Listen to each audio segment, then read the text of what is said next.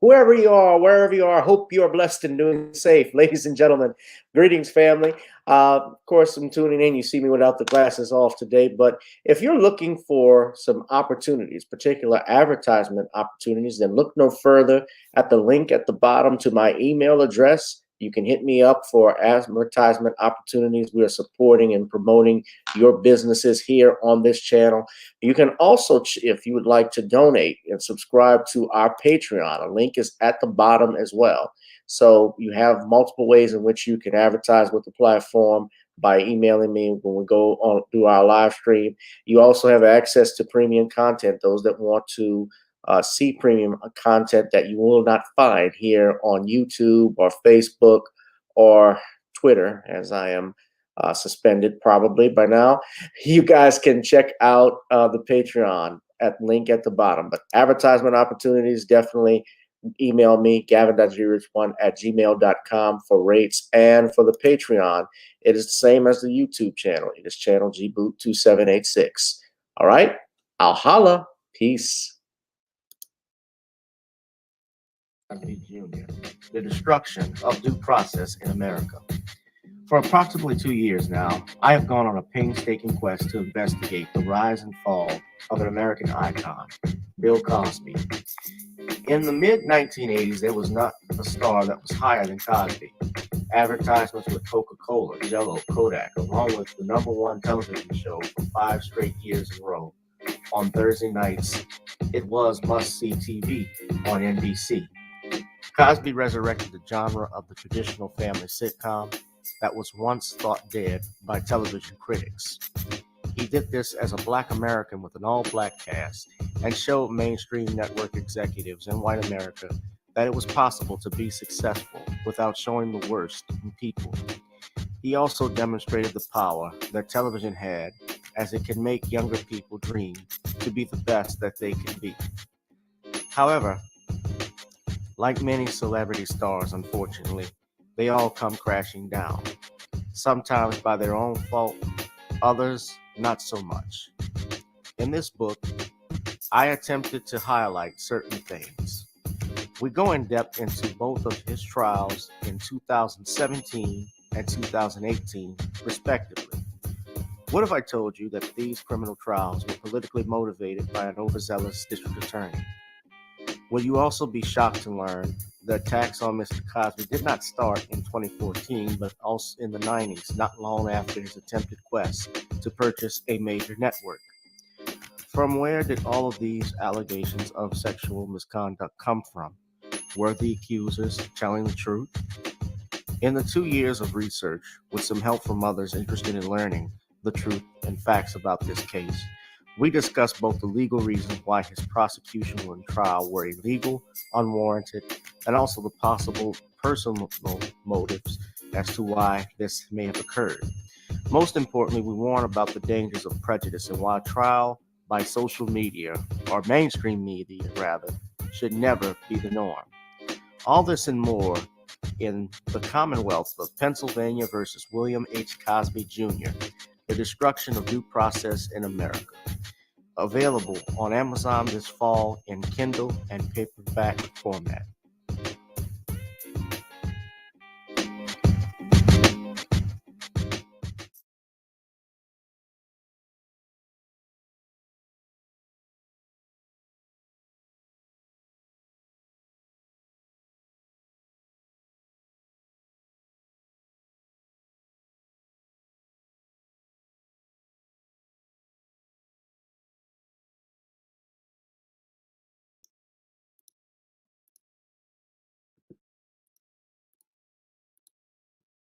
That, ladies and gentlemen, is the Facebook page to our book, The Commonwealth of Pennsylvania versus William H. Cosby Jr., The Destruction of Due Process in the United States, available on Amazon in Kindle and paperback format. That's coming soon, ladies and gentlemen. I can't wait. So if you want the latest updates on when the book will be available or any news and so forth, please go to that page there, ladies and gentlemen. And also, I want to just thank you all for those that have subscribed, those that have checked out the channel, the page, because we've actually gotten quite a lot of traffic there. So I appreciate it. ladies and gentlemen. And of course, now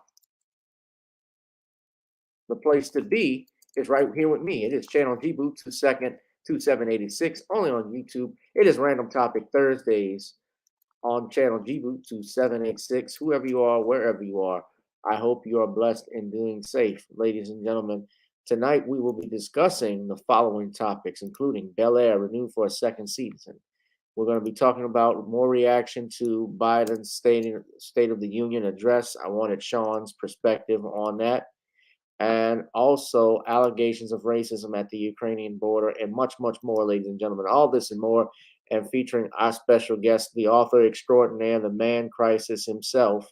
Well, he's not a man crisis, but the author of Stop Simping in Cyberspace, author Shawn James. Good evening, Shawn. Good evening, Gavin.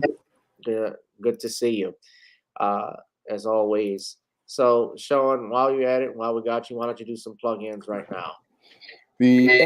The SJS Direct 2022 catalog is starting now, and the first book in the 2022 catalog is ISIS Legacy. And ISIS Legacy is now available in paperback, and you can pre-order a copy if you want digital on Kindle right now. All right, very well. And ladies and gentlemen, of course, you see it on the screen. This is Got to Get On Up. This is our single we play every day before we get on down. We got to get on up. But before we play the song, as well as where you can get it, you can buy it on Amazon and Apple. We also want you to check out our Creole Seasoning Blends page, NawneesCreoleBlends.com, or to use some good old-fashioned seasoning. Try it on chicken, meat, or fish. Nawnees goes great with every dish, and you can look right there at the shopping cart and click on that and continue shopping. I know Shawn has his, as well as Darius and a bunch of others. Shawn, how did you like the seasoning? It's very good on turkey burgers. Very good on turkey burgers. So goes good on turkey too. So any bird, any fish, any shrimp, salad, anything that moves. Well, maybe not anything that moves. You don't want that, but anything that's delicate, ladies and gentlemen, you will want to try and buy some NawneesCreoleBlends.com. And the website again to that is NawneesCreoleBlends.com. Now, of course, we want you to check out Video Soul, which is on iTunes and Apple. Download that. And also got to get on up. So before we get on out of here and start the show, I'll bring Shawn back in. Let us now, ladies and gentlemen, get on up. I'll holler in a few. Let's do it.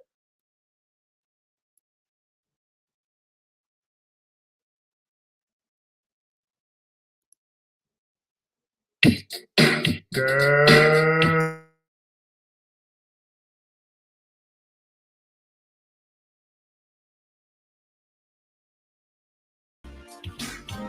Show me what you got.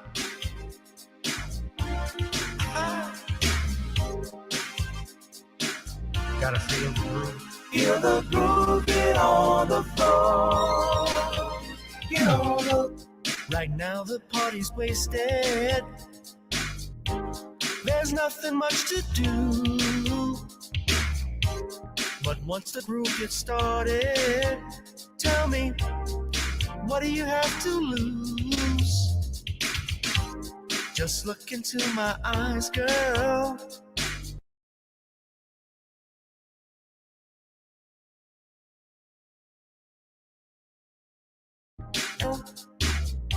The beat takes hold of you. Now if you're feeling like I'm feeling, so come on baby, let's start dealing. Time to get this party started. Ain't no time for the broken hearted. When the rhythm takes hold of you, there's only one thing left to do. Cause the beat is really moving. Time to get your body moving. Gotta get on up and move your body. Cause when the beat is really grooving, it's time to feel your body moving. Gotta get on up and shake something. Feel the groove, get on the floor. Get on up. Tell the DJ play the whispers. Rock steady in the mood. Put on earth, wind, and fire. Tonight we're gonna groove. Show me how you do the four corners.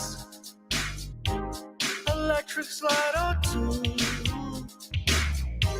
Hit the bus stop, I'll do the bunny hop, baby. It's really up to you.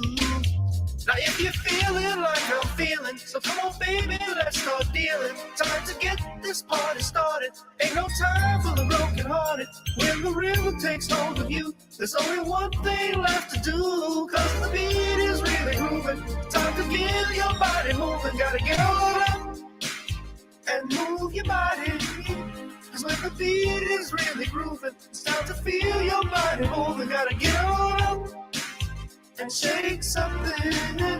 Feel the groove, get on the floor. Get on up. Now, 2020 hasn't been the best year of all times. We've been dealing with death, the pandemic, racism, bad policing, and all the bad rhymes. But like Uncle Snoop once said, if you breathe and you achieve. And so, if you're ready, I need you all to get on up. Are you ready?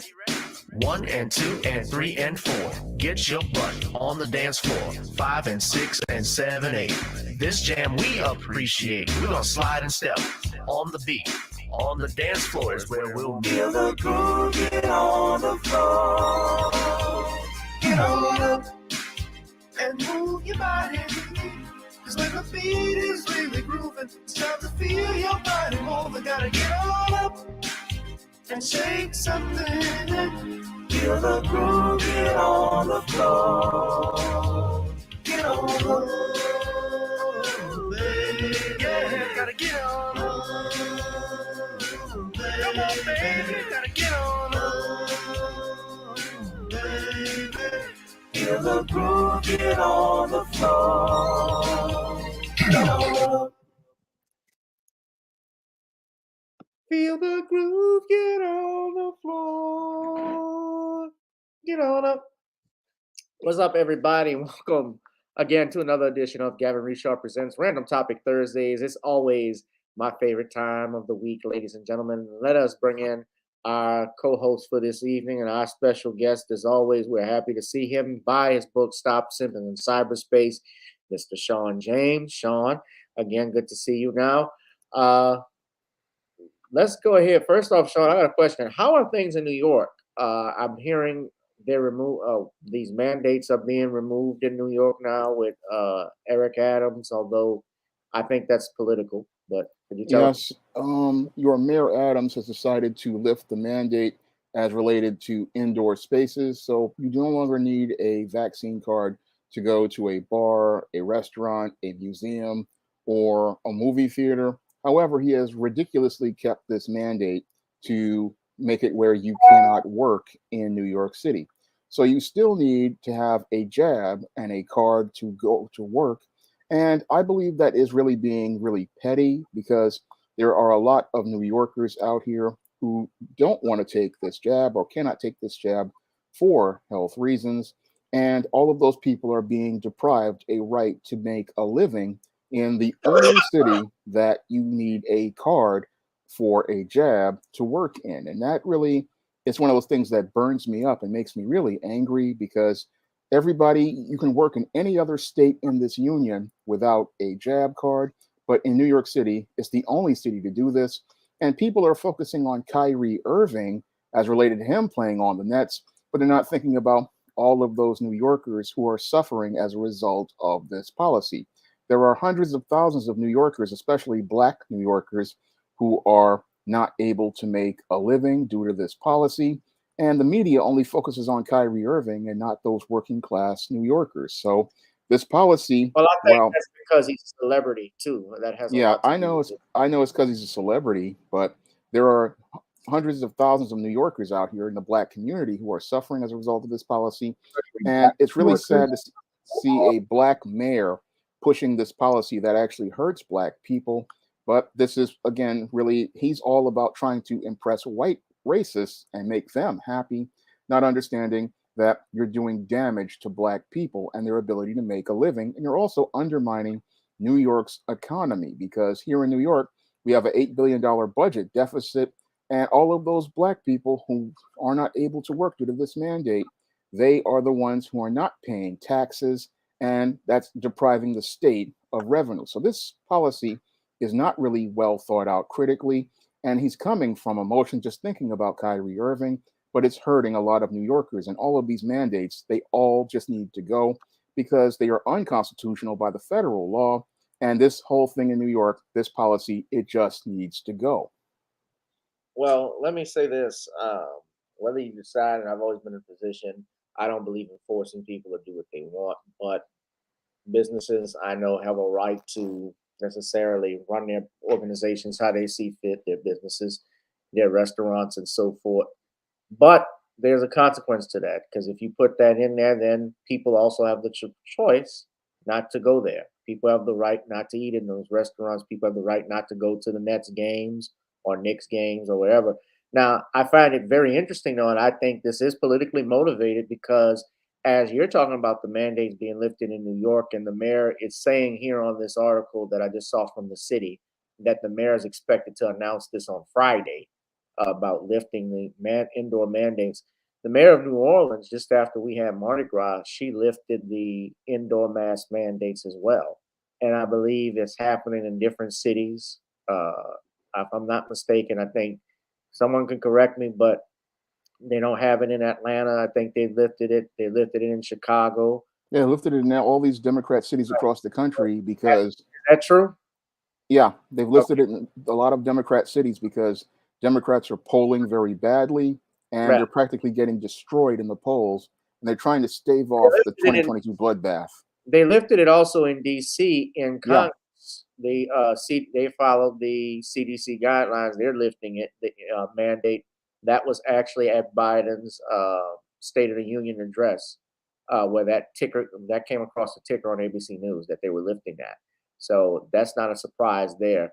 But I guess we could start with this, Shawn, because I talked about it Tuesday, and I know you did a video, but I want to still know if you could on this on our platform talk about your thoughts on Biden's State of the Union address. I know that you probably did not watch it when it happened, just because you're a busy man. But I think you subsequently looked or read the articles and so forth. Uh, if you did see it, the replay of it, I'm not sure, but I wanted to know what your take on it was, and just so everybody will know, I had talked about this last week. There were some things that jumped out to me at the State of the Union address that I pointed out on Mardi Gras Tuesday when we had our special. Uh, CNN, for instance, of course, now they say this, but they're saying that speech watchers have mostly positive reaction of Biden's State of the Union address. CNN polls show. Now, CNN, as most people know, if you haven't known by now, is basically the official newsletter or the official news station for the Democratic Party, as is MSNBC, as is NBC News. Most corporate media is bought out and sold out. They're owned by corporations. They have certain interests that want to sway the public to feel a certain way. And they're saying that 71% of majority of Americans who watched Biden's State of the Union address had a positive reaction to the speech. Now, some things that I had told you about that he talked about in here, he talked about the right to vote coming out to under attack and wanting everyone to pass the John Lewis voting rights bill. But he also talked about passing the Equality Act for LGBTQ.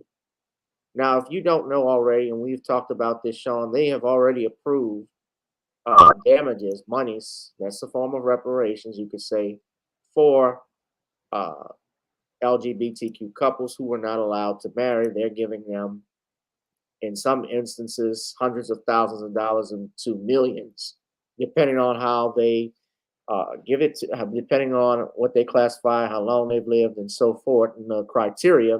They're giving them monies, and not just that, but also these immigrants as well. Something else I caught in Biden's speech that I talked about, he talked about banning 100-round shooting guns. He talked about banning high-powered rifles. He talked about, no one should have a gun that fires over 100 rounds. What do you think? The deer are going to wear Kevlar? He's talking about AR-15s. So I can't believe, I don't know who CNN polled, but they said 69% to 31% of speech watchers that Biden did enough to address Russia's invasion of Ukraine. 3 in 10 speech watchers say Biden's address made them feel more confident in handling of the situation in Ukraine.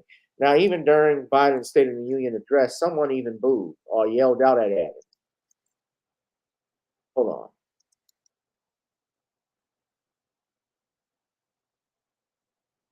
Let's see if I can play a video of it. Lauren Boebert and Marjorie Taylor Greene heckled Biden during the State of the Union. So I think this is a clip of it. Of course, these are Republicans, so it's no surprise that they would do that. But here's this courtesy of when she booed while Biden shouting at Biden put soldiers in flag draped coffins, all while the president was talking about his veteran son dying of cancer and how it potentially could have been due to burn pits. Numbness, dizziness, a cancer that would put them in a flag draped coffin. I know.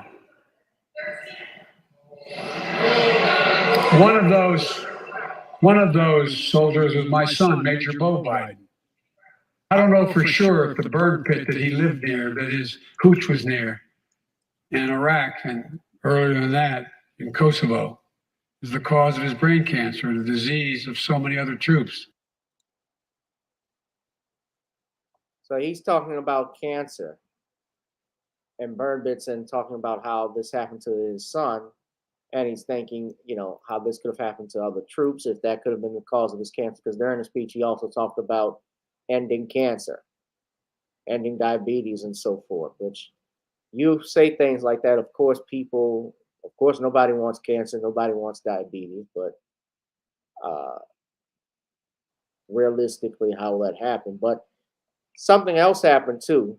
Kamala Harris spoke on before the election, before the State of the Union address. Look what she had to say.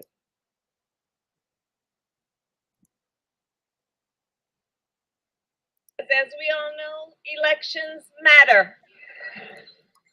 And when folks vote, they order what they want. And in this case, they got what they asked for.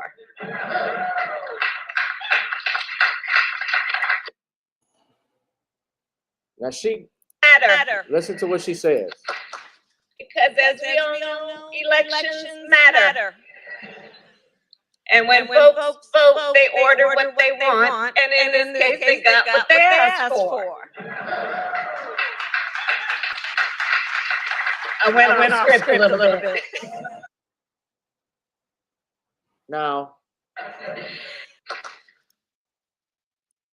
it is a 10-second clip. I don't know what the whole speech was about, but this was a Black History Month celebration, and she was talking about or commenting on the nomination of Ketanji Jackson, who is to be the first Black woman to sit on the Supreme Court of the United States. Now, Shawn, what is it, your opinion now? I want you to, now, coupling that, what these speechwriters say, what you see on CNN, if you look at what it says here on Fox News, and again, of course, we know that all media is bought off, mainstream media. Couple all of that, Shawn. Look at this, though. This, I do believe, this is true, because Biden's approval rating has dropped. And according to an ABC poll, Biden has an approval rating of 37%.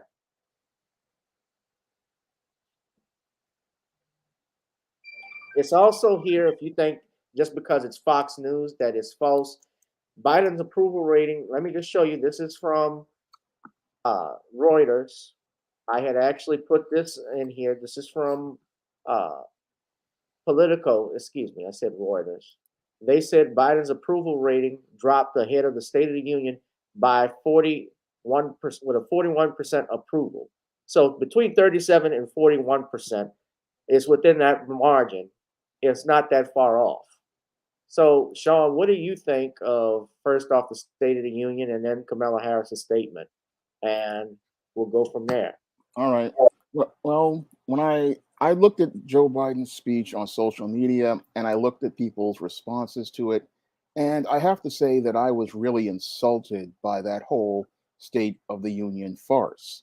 And the reason why I was insulted was because your Joe Biden basically was asking for a reset as related to his presidency.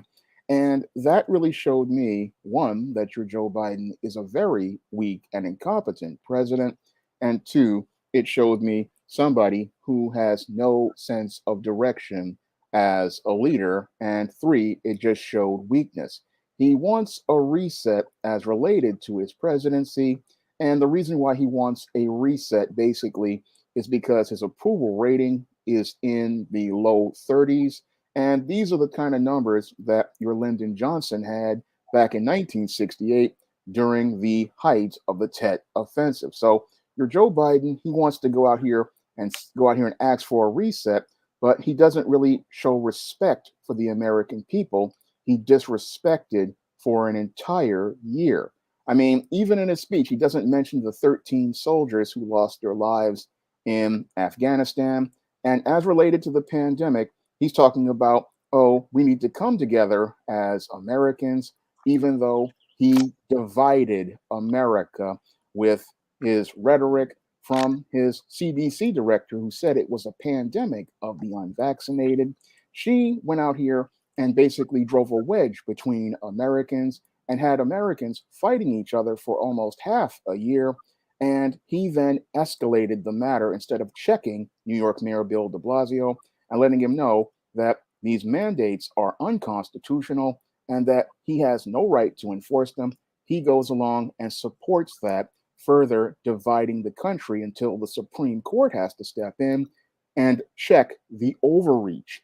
And his whole response again is to act like, oh, I didn't do anything wrong. I'm not accountable. Let's come together as Americans, not looking at the damage you did to millions of people's lives with these jab mandates, how you destroyed people's businesses, you cost people their jobs, you destroyed people's careers. And these voters are just supposed to sit there and say, we're going to come together as Americans. That is some complete bullshit as I see it.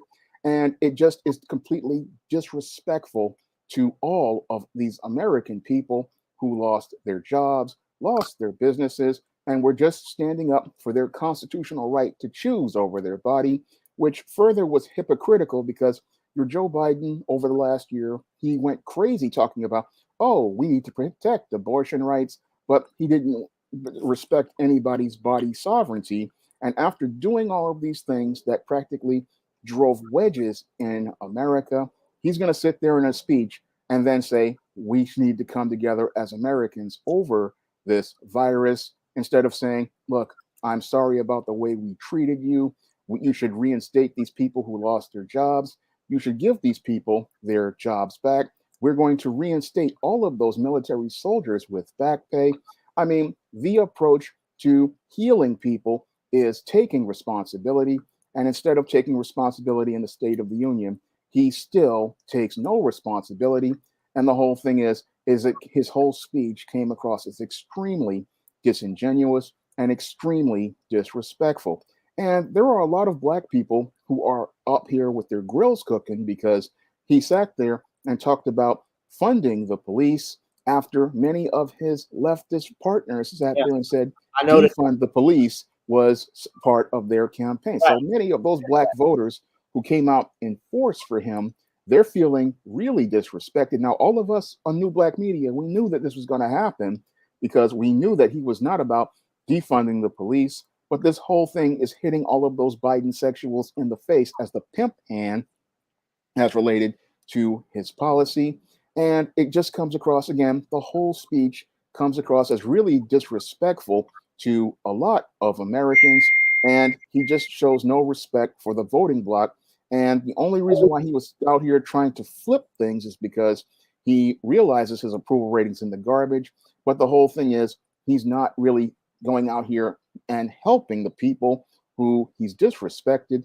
He continues to think that those people are less than. And that's a major problem with leftists.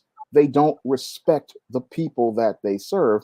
They condescend to the people that they serve, and they see those people still as less than. So I look at this whole speech, he's trying to pivot, but the whole thing is, from what I saw on social media, most people were really pissed off because they saw the hypocrisy, they saw the pivot, and they see more reason not to vote blue this year because they see that blue is still disconnected. Blue still doesn't respect people, and blue still takes people for granted. I mean, no efforts to try to atone for much of the damage you've done, no efforts to try to take responsibility for your actions. All you're trying to do is take the right talking points and try to use them to try to fix things in a so-called reset, but no real effort to go out here and say, okay, we went too far, we disrespected you, we were out of line with many of these policies, especially these mandates, and we violated your rights to be able to be an American citizen, and we want to go out here and rebuild a relationship with American citizens. Yes, many of these mandates are falling away on the state and local level, but the cowardice on the national level, it shows us how weak the leadership is. Because if you're going to sit there and practically throw your hands up and leave it to the states, that really shows inept leadership. And I saw nothing in his speech that showed me that he's a competent leader. And it just shows me how dysfunctional the state of the union is right now. Now look at this, Shawn. Now he's walking to the podium, and you see all of these congressional Black Caucus leaders. You see, I think that Sheila. Uh, don't know who that is on the left, but behind him, of course, is Clyburn, James Clyburn, uh, the man who literally helped Joe Biden in the primaries out in South Carolina. And your Jim Clyburn, for all intents, got on national TV and said that he didn't need, when they asked him, is there anything specifically you want Joe Biden to do? He said, as long as he look out for my children and grandchildren, I don't want nothing. I got mine, you Negroes get yours attitude. Now, this man has been he's the House Majority Whip since 2019. And he has been in office from 2007. I'm looking here. He's been in office from 2007 to 2011. He has been in the House of Representatives from January of 1993. So out of all the elections he's had, he's roughly been in office for 30 years. I ask you all in the 6th congressional district, what has he done that is beneficial to the Black community in your area? What have any of these Negroes who keep getting reelected have done? He is against reparations. He's against, they want to push this voting rights thing on us, like all that Black people can do to save their lives is vote. I'm sorry, no, that's not the case. Voting has not solved everything for Black people. Let's just be real. This country wasn't built on a voting booth. It was built on war. It was built on taxes. It was built on money, blood and money. The Indians, the American Indians, gave up Manhattan for a bottle of whiskey and some doubloons, some trinkets. They wiped out their population with guns, with cannons. It wasn't for no vote. Now, I'm not saying that voting doesn't matter necessarily. Yes, it does, but it is only secondary to what Dr. Claude Anderson talks about in his book, how you have to have money. You got to have money to do things. And that's the reality. You can do things when you got money. You can go live wherever you want. You can buy whatever you want. Could you buy a nice car if you didn't have money? No. Could you buy food if you didn't have money? No. What would happen? You'd have to steal. And what happens when you steal? You go to jail. I'm not saying, yeah, our ancestors just didn't fight for the right to vote. They fought for us to also to buy land.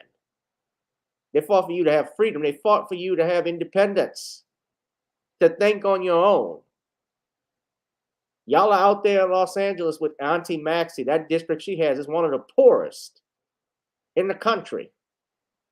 She's not far from Skid Row.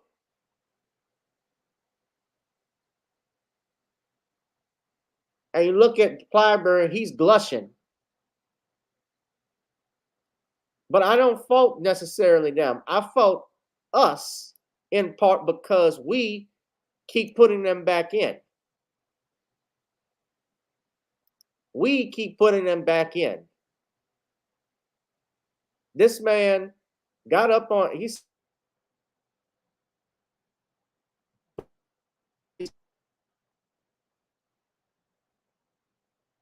Valentine's Day. I heard it loud and clear. Now I'm being realistic. Are they really going? Did I think they were really going to defund the police? Of course not. I'm not saying that we shouldn't have a police department. That would be ridiculous to say that, because we got real criminals out here. But we need do. But if you're telling American citizens that they don't need to have AR-15s, but yet you got all of these officers walking around like commando. When they have these protests and rallies, they can throw tear gas, they can use sonic weapons that can, that could cause hearing problems, sensory weapons, all kinds of shit. But you telling us we can't be armed? Get the hell out of here. I'm not turning over nothing.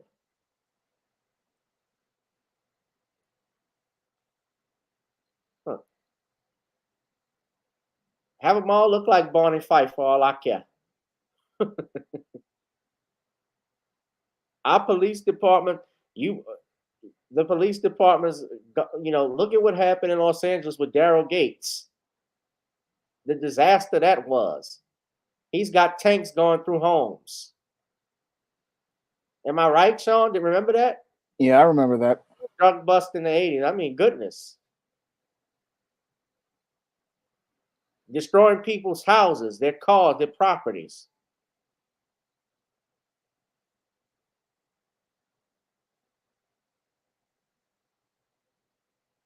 So, yeah, go ahead, Shawn. If you have something else you want to add to it. I'm finished with that one. But yeah, To that clown Jim Clyburn, that bootlick, that boomer I bootlick. want you to talk about the Kamala Harris statement too. Oh, the Kamala Harris statement. I wanted to get into that myself.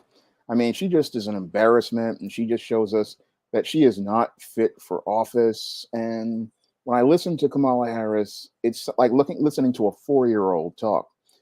And the sad part is, this is the person who's supposed to take over for this incompetent president.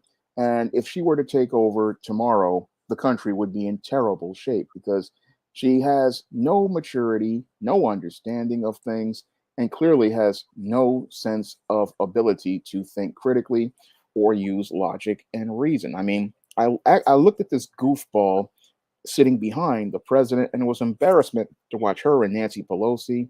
And they sat there and talked about, oh, how it's the first time we saw 2 women behind him, and thinking about the symbolism of the situation, but not looking at how incompetent this woman is. And that's the thing It's that was Women's History Month, so that's another little. yeah, but it's just empty symbolism that means nothing if the women are not capable, competent leaders. I mean, you have 2 idiots sitting there, and they are just looking like goofballs.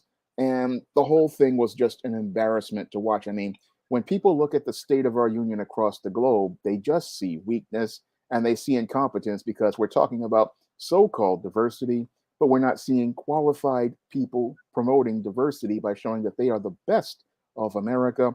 All we see is just incompetence all around. And your Kamala Harris is just, again, unfit for office. She only got the job basically because she met the diversity quota. And it's really showing right now as related to her behavior.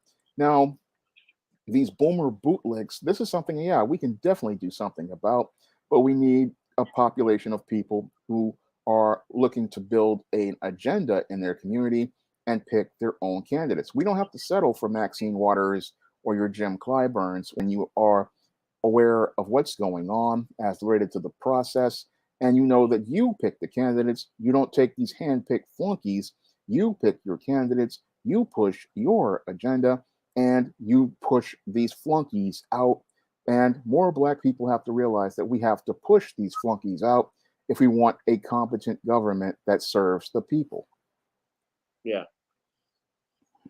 Phantom Beat says incompetence is their symbolism. DJ B-Side said, seeing Kamala and Nancy P behind Joe looked like clowns in a back seat. Heels up, wheels up, Harris. I mean, and she's lost. We talked about Trump losing people in his administration. I believe she's lost. A lot of people have left her office, and her staff have complained about how she has run things, and that as vice president. Her office is chaos. Her office is chaos. They've complained about it. Yeah.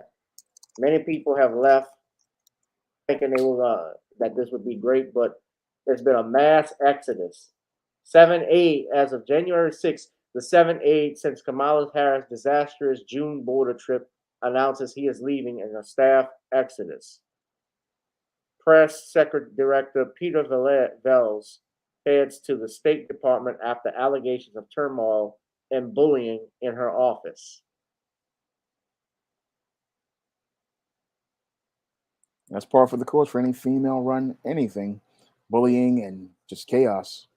I have family members who have worked with females, and they say it's the worst thing to work with is a female boss. Yes, Shawn, be careful what you say with him, man. Twitter, the YouTube channel will ban me for sexist stuff. I know. Don't. Well, all I know is from my experience, and can't tell the truth, but that's the truth. So you think it's worse to be in an office run by a female than a man? A man you can work with and reason with, and he's used to pushback. But a lot of these females, they run on emotion, and they don't really think critically about things. They will fire people they don't like, or people who don't agree with them, not understanding that you need disagreement in order to run a company. Sometimes you need a pushback on an idea to give you perspective, and sometimes you need people in a job to give you an understanding of a bigger picture. And when you're running everything on feelings, it doesn't really work, because a lot of these women don't know how to work with people. A lot of them want to bully and intimidate people. Some of them like to form cliques, and then other ones, they just go to work to be happy. I see that too. In some they go to work to get their emotional needs met, but business don't work like that. I'm writing about that in my book, The Woman Crisis. And the whole thing is, business is an indifferent environment, and it's about making profits, and you have to do what makes profits, not what sates your feelings. And sometimes you're going to have to work with people you don't like. Sometimes you're going to have to work with people you don't agree with. Sometimes you're going to have to go out here and bite your tongue and do what you need to do because you want that account. And that's just the way business is. But when you have some of these females out here, they want the business to be a fiefdom where they're comfortable and it's like their home. But business is not like your home. A business is a place where you're there to compete and make money. And a lot of women don't understand that. And they go out here, they'll have a really skilled technician or a really skilled person who knows their job. And because they don't like them, they'll fire them. And then when the business goes out of business, it's not their fault. So that's what's happening with your Kamala Harris. She gets in her feelings about things. And you can't have that type of person as a vice president, because you need somebody who can think critically and logically in that position, because you're going to be working with a whole lot of different people, a whole lot of different perspectives, and you need people to give you a panoramic view of things, and that panoramic view gives you a perspective in order to help you understand, to see the bigger picture that benefits everyone. This is one of the big problems you not only have with female bosses, you also have it with beta male bosses. A lot of beta males, because they want their world smooth, they don't want to deal with conflict. But when you're a business owner, like I have been for the last 10 years, you're going to deal with conflict, you're going to deal with resistance, and sometimes you have to know how to work with those people that you're working with and accept their ideas, because sometimes your ideas, they may be good, but the whole thing is, this guy has experience in those areas, and when you defer to their area of expertise, you see where they're coming from. Like sometimes I would look at a cover sketch from an artist sometimes, and I'd be like, oh, that looks like there's something wrong. But then when I took a critical look at it, I was like, oh, he knows what he's doing. I mean, this perspective actually works better than my concept, and it's 10 times better. So I've learned to accept that sometimes other people know better than me, and I need to respect those people and appreciate their hard work. And that's something some female bosses have a problem with. Again, they don't really respect their people because it's all about their feelings of like, but you have to treat your employees with respect, or your freelancers you work with, and you have to go out here and see things from their perspective. And you also have to go out here and create an environment where they feel safe about being able to push back. That's something that I don't see with a lot of places like the vice president's office and other businesses with females run. There's no pushback. there's no pushback to that, to those officers, because those people, like I said, they're maybe not all of them, but they are professional ass kissers. Yeah, but the whole thing is And that if you push back, you're they seen as a don't want bad to lose guy. their job. Right. Well, they don't want to lose their jobs. Yeah. And I'm not saying all of them are like that. They don't want to lose an opportunity. It's just like with Simone Sanders. She went to work, switched from Bernie Sanders to Joe Biden, thinking she would be the first black press secretary. And Biden did a whole 180 on her and said, in food, just like he did with a lot of people, we fooled you. No, you're not getting that. No, no, no, no, no. Now, she should have known she wasn't going to get that. The whole thing is that was a covert contract she created. She didn't, well, I shouldn't say she got screwed. She played herself. Yeah. She created a covert contract. They weren't going to give that to her. Yeah. How would Judge Joe Brown say this?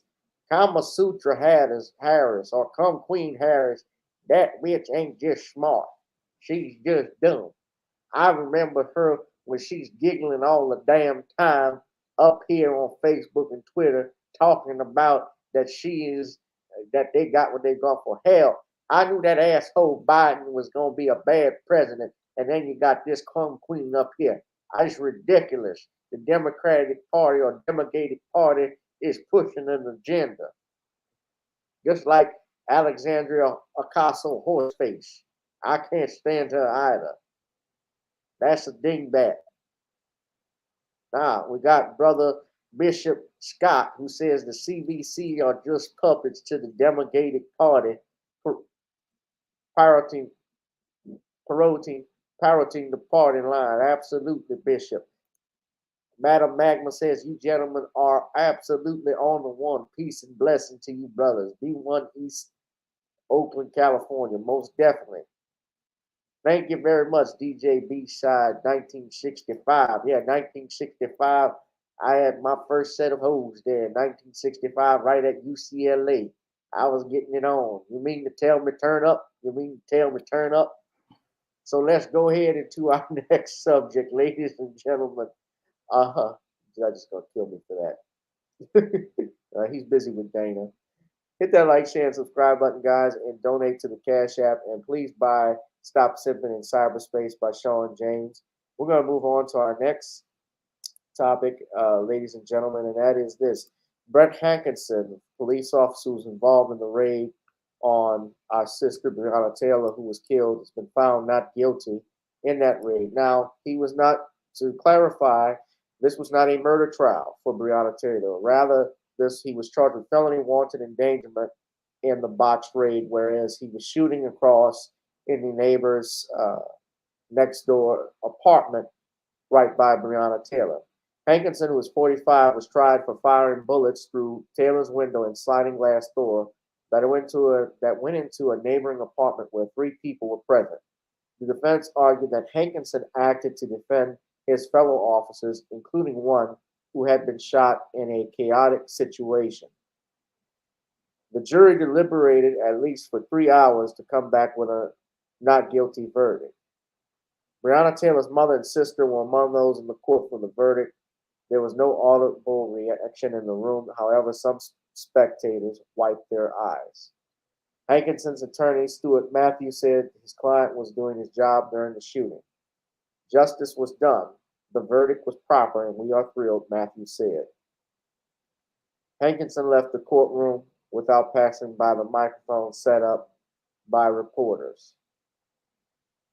Prosecutors said they respected the verdict delivered after, as I stated earlier, 3 hours of deliberation, but declined to speak further through the media. Had he been convicted, Hankinson was facing 5 years in prison for each charge, a maximum of 5 years, but it carries a minimum of 1. So he could have either done 3 or 15 years, which either one. The charges stemmed from the botched raid in which police fatally shot Taylor, a 26-year-old emergency room technician, in her own home. Combined with the killings of George Floyd and Ahmaud Arbery, her death set off widespread protests about how the legal system treats Black citizens, as well as particular criticisms about the dangers of no-knock warrants. Of course, we know that this happened back in March of 2020.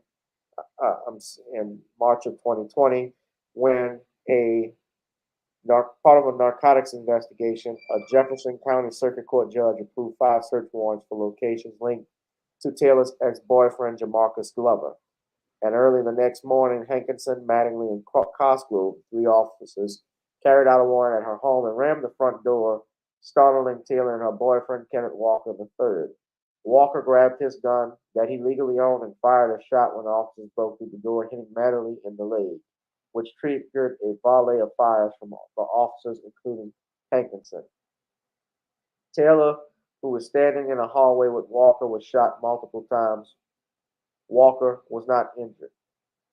Walker even was on a 911 call saying someone kicked in the door and shot my girlfriend and didn't recognize it was the police. One of Walker's attorneys is Frederick Moore III, who criticized the Hankinson verdict. He says this was not justice for Mr. Ethelton, Miss Napter, or her young son. Moore said in a statement sent to reporters. This was not justice for Breonna Taylor or Kenneth Walker. Kenneth Walker was assaulted by the state and lives among us devoid of apology or recognition for the harm done to him. Now, Daniel Cameron, the black AG, who's a Republican, announced back in September of that year that Cosgrove and Mattingly would not face charges since the use of force was justified. Ballistics tests determined a bullet from Cosgrove's gun killed Taylor, according to Cameron. Now, there's an ordinance that was passed in June of 2020 called Breonna's Law, which banned no-knock warrants. And the city of Louisville agreed to pay Taylor's family $12 million as part of a settlement. Now, I've noticed this is what typically happens in these types of shootings, police shootings. The city will pay out and dish out money to the families, but no one goes to jail. I'm not surprised that this happened. Now, it's important to note that Walker, his charges were null pros. The judge declined. Judge Alu Stevens actually declined to move the case even further. But anybody that can see, Shawn, I don't know if you can see where I was reading from, but this is from CNN. You can go and look at the article yourselves, guys. Shawn, what do you think of the outcome of this verdict? Were you surprised? I'm not surprised, but this is par for the course with your American criminal justice system. Ever since they gave us the symbolic victory with Derek Chauvin, white supremacy has been looking to get back to business as usual. And what they want to do is start reestablishing a legal precedent where these rogue police officers don't get punished for their crimes. So, what they want to do in these cases is try to get things back on track. And this, again, is another case of why we need to stay vigilant. What many of these prosecutors and people in law enforcement want to do is they know that Black people do not keep their eye on the ball because many are emotional and they'll be there to protest the death of somebody in the beginning, but they don't stay for the process of seeing punishment through. And we have to stay vigilant in these cases because this is a long game of chess, not a game of checkers. And many Black people, we're too busy walking away after we get a victory over one, but we have to keep our eyes open for the long game. When you're playing chess with an individual, you have to be 7 steps ahead of your opponent. And the sad part is, Black people get a little bit of some symbolic gestures in the beginning, think they have accomplished something, and then go back to partying and drinking 40s in some cases, or go back to life as usual. And that leads it where nothing really gets followed through on, because in order to get justice, you have to play a long game and you have to be on top of people to ensure things are done. That was one thing I learned from a coworker at Strive over 20 years ago when I was working at AmeriCorps Vista. He said to always keep on top of things. And sometimes you have to keep on top of things in order to get things done. If you really want to get things done, you have to be on top of people to ensure that things are done. And that's what any good leader does. He's always checking for people, not all day to day like a micromanager, but he's got his eye on those people to ensure that what he needs to get done is done. And a lot of these people out here in the Black community, we don't keep our eye on things because the only way we can get justice is if we continue to keep persisting and going after people and letting them know that they're not going to be able to slip one by. And that's what's happened in this case, sadly, as related to Breonna Taylor. And it's happened with the case of Daunte Wright. And it's them trying to reset that legal precedent where Black people can wind up dead and these rogue officers and these suburban commandos can get away with their crimes. Yeah. I really feel sorry for the family of Breonna Taylor that this happened. Now, I'm not surprised from a legal standpoint that this happened because no-knock warrants are legal in the United States. That's just the reality. The Supreme Court, while we have the Constitution and Bill of Rights that, of course, gets interpreted by the Supreme Court. For instance, when it comes to searches and seizures, they have exceptions to it, like exigent circumstances and plain view consent and automobile exceptions and so forth. And they have considered those things reasonable. Now, here's the problem I had. And in fact, this has come out, and I did this in a video from over a year ago. It was coming out that the warrant that these officers had in question, it appeared it was based on perjured or false information. And even the judge who signed it had made a statement saying that she was very disturbed if these allegations were true. Now, whether anything can be done on that aspect and that end, if they lie, look, let me just tell you, cops lie on police reports all the time. They exaggerate things, they say things that are opposite, and because they are police officers, they are given the benefit of the doubt 95% of the time or better. You know that, Shawn? Yeah. So and plus you got to keep in mind there's a conflict of interest that arises because the state works with the police department. So you have the state and the state who have a relationship together. It's basically the same part of the same branch. It's the same government. It's the same body. The state of Louisiana, you're talking about the people, but the police department is the enforcement branch of the government. They enforce the laws. The prosecutors bring the police officers in to give testimony as to their arrest that they've made, why they issued this summons, why they arrested this person. And the law is respected by many of our legal system and so forth. However, they've been exposed most times to be uncredible and unreliable because, let's face it, police officers even respond to the crime after an incident occurs. Not necessarily when at the moment it happens. They come afterwards. So they're getting secondary information until they are able to get more direct evidence. But this does not surprise me that Breonna Taylor will not get justice, or even in some circumstances we have the Daunte Wrights or the other brother that was killed up in Minnesota in the no-knock warrant. I'm well aware when it happens, what's going to happen. 90% of the time, very rarely will family members seek justice. Ahmaud Arbery's mother, she went for justice. It wasn't about a bag for her. She called out, and we got to give kudos to her for calling out the Biden administration and the Department of Justice for trying to do that shady plea deal where they were going to actually do time in federal prison.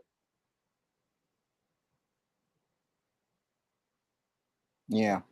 The DOJ actually was going to allow that. And we still got people worried about Donald Trump. Donald Trump ain't president. They just said that they found Trump likely conspired and committed crimes on January 6th. He's not the president anymore. He's gone. We talked about this 3 years ago, 2 years ago. I'm done with it. I don't like what he did, but I'm done. I don't like what happened, but what can be done?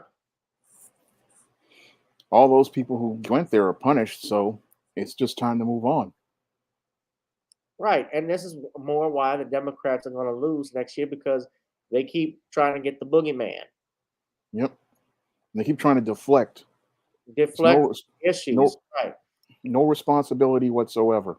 And Bishop Scott, you're absolutely correct. Sometimes even the family members become complacent and even complicit. I would add that on after a supposed victory. We as a people have to be better watchmen or women. Remain diligent, specifically and generally. Absolutely.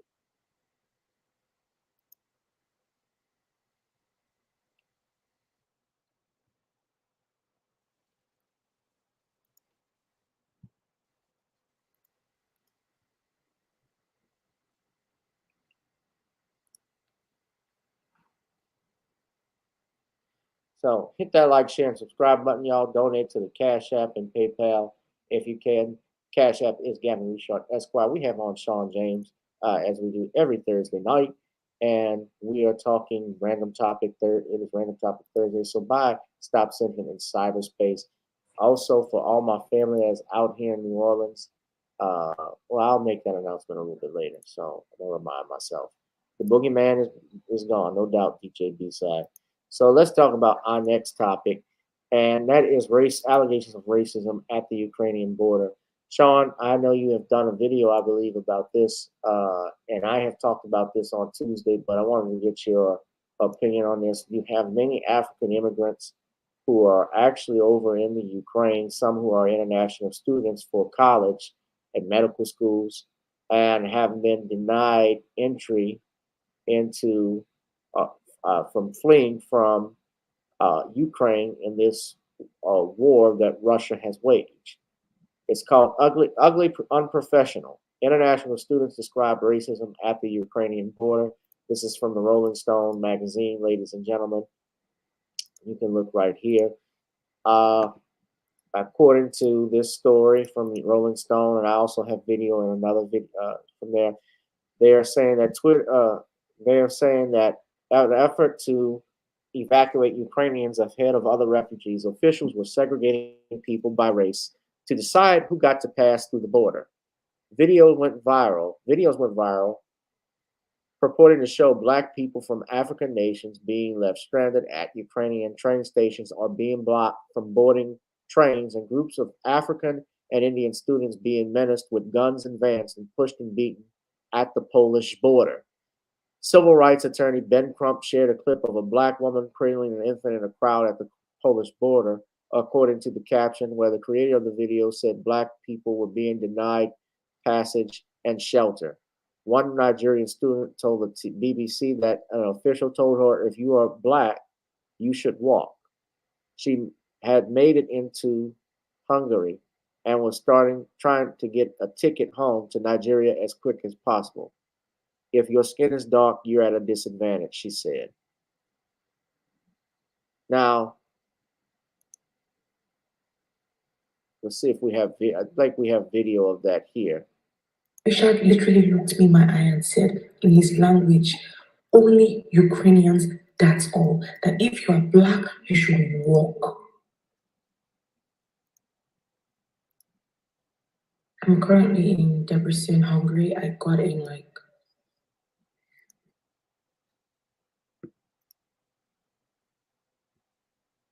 eye and said, I'm currently in Debrecen, Hungary. I got in 10 a.m. today. Today is the 28th of February. It wasn't easy. On Friday at 8 a.m., I was on my way to Poland. I took a commercial taxi, and the taxi couldn't stay on the line of cars because literally cars had been there for 2 days. And when we dropped, on the Google map, it was saying a 1 hour walk. And I was like, a 1 hour walk is nothing, if it's getting us there on time. And we walked and it kept increasing. The term walking is traumatizing me. The term walking, I walked for 12 good hours, and it's not an exaggeration. The traffic warden saw me and said I should go to a shelter to sleep. And I slept, and he said the next day that there is a bus going from that shelter straight to the Polish border. And when it was time to get on this bus, the Ukrainians said, just Ukrainians, literally as a black person. I even lied that I was pregnant. They didn't care. I was begging. The official literally looked me in my eye and said, in his language, only Ukrainians, that's all. That if you are black, you should walk. And that was an additional 8 hours from where we were. By car, it was like 30 minutes. So we had to walk additional 8 hours. The problem isn't at the Polish border, it is at the Ukrainian border. Because you have to start at the Ukrainian border to get on the Polish side. And the Ukrainians are only prioritizing their citizens. They don't care. They will push you. They will beat you. If you can make it, you make it. If you don't, you don't. Like I took a nap and I still felt like I was still walking, like I hadn't crossed over. It's not fair. Like we're just begging to go.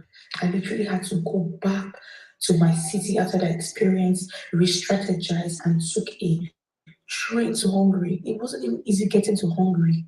We had to pay. Those that didn't have money to pay, what would they do? I couldn't help anybody because I was fighting for my life. It is a traumatizing experience, and I don't know where I'm going from now. I literally have to re-strategize in Hungary, try to get my ticket back to Nigeria because it's not safe. This place is not. If your skin is dark, you're at a disadvantage. So that was one woman's tale of what was going on. Her name is Jessica. She was telling her story about what happened with being African in Ukraine. She's from Nigeria. We also have, I wanted to show you this. This is coming from, I believe I got it from Reddit. Now, this is actually a picture. Now, this has nothing to do with Russia and Ukraine, but as all of this has come out, there's been people have been posting this and sharing this, where you have these Ukrainian fans at a soccer game back in June of 2020 that had fans from the Ukraine soccer team saying, "Free Derek Chauvin." And people have shown that, if you could see there, I can't read it from here, but now you see an enhanced photo. It says, "Free Derek Chauvin."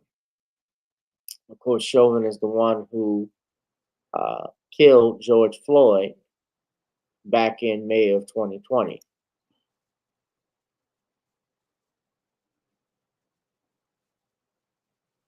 So there's a lot that's been coming out with this, with racism. Now, they've released statements about this and about how everyone should be treated respectfully. We're telling our, I believe it was on NBC News, nightly news this past Tuesday, where they were talking about how they have informed Ukrainian officials and about the racism going on there and how they are supposed to treat everyone equally and fair, telling their conductors to do the same, the ones that are leaving on trains. But of course, we all know that that's a bunch of bullshit. If you have to tell people how to treat people as human beings, then they obviously don't need to be in your employ. That's something you should know from the beginning. You have a sense of morality, you believe in God, or even if you don't believe in God, but you know the difference between right and wrong, that's something you should know is it's wrong to discriminate against someone based off what they look like and what color their skin is. Shawn, Yeah. share your thoughts, please. Well, what's happening in the Ukraine with these Africans is your classic wake up call. Now, many of these same Africans express contempt for us foundational Black Americans, and they believed in the so called rainbow when they were allowed opportunities to go out here and go to school and work inside of these countries like the Ukraine. But these countries like the Ukraine have been hotbeds for white supremacy for years. Now, in my old passport videos, before I got canceled that year in 2019, I tried to explain to many Black men that many of these countries do not really like us like that. And there's a whole institution of white supremacy going on globally. And while these people will tolerate you to get your money, when things start to get hot in these countries, and they start to show how racist they truly are. Now, from what I've watched in Professor Black Truth's videos, he's talked about the Free Derek Chauvin that went on at a soccer game. And he also talked about other incidents of racism that went on before this conflict transpired. And again, it just shows us that these foreign born blacks are learning a hard lesson that I already knew. White supremacy is global. And when it comes down to the white supremacist, they don't have any respect for you. Now, there are some bootlicks out there who are saying, oh, they had this policy of women and children, Ukrainians first.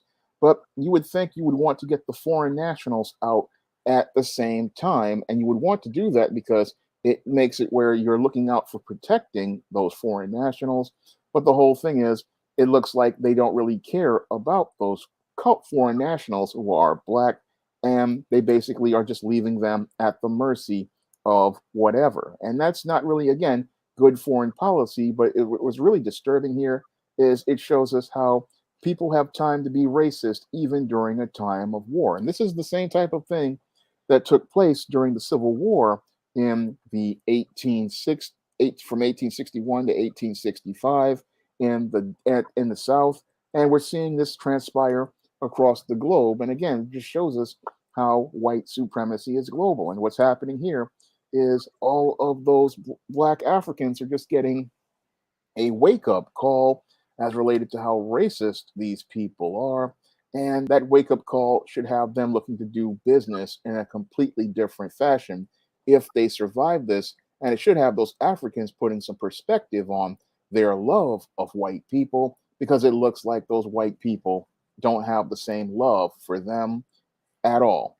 No, I can tell you as a kid myself, as someone who was a student, I remember when we had these African immigrants. I had one in particular that was a college professor at Southern, and this guy would talk down on black men continuously, on black people, like, you black people, you don't do this.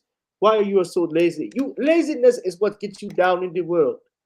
That is why you are still in the position you are. You cannot be like the African. You are not African. You cannot be like me. And it looks like they see you the same way. You cannot be me. You are lazy. And now they're getting their wake-up call.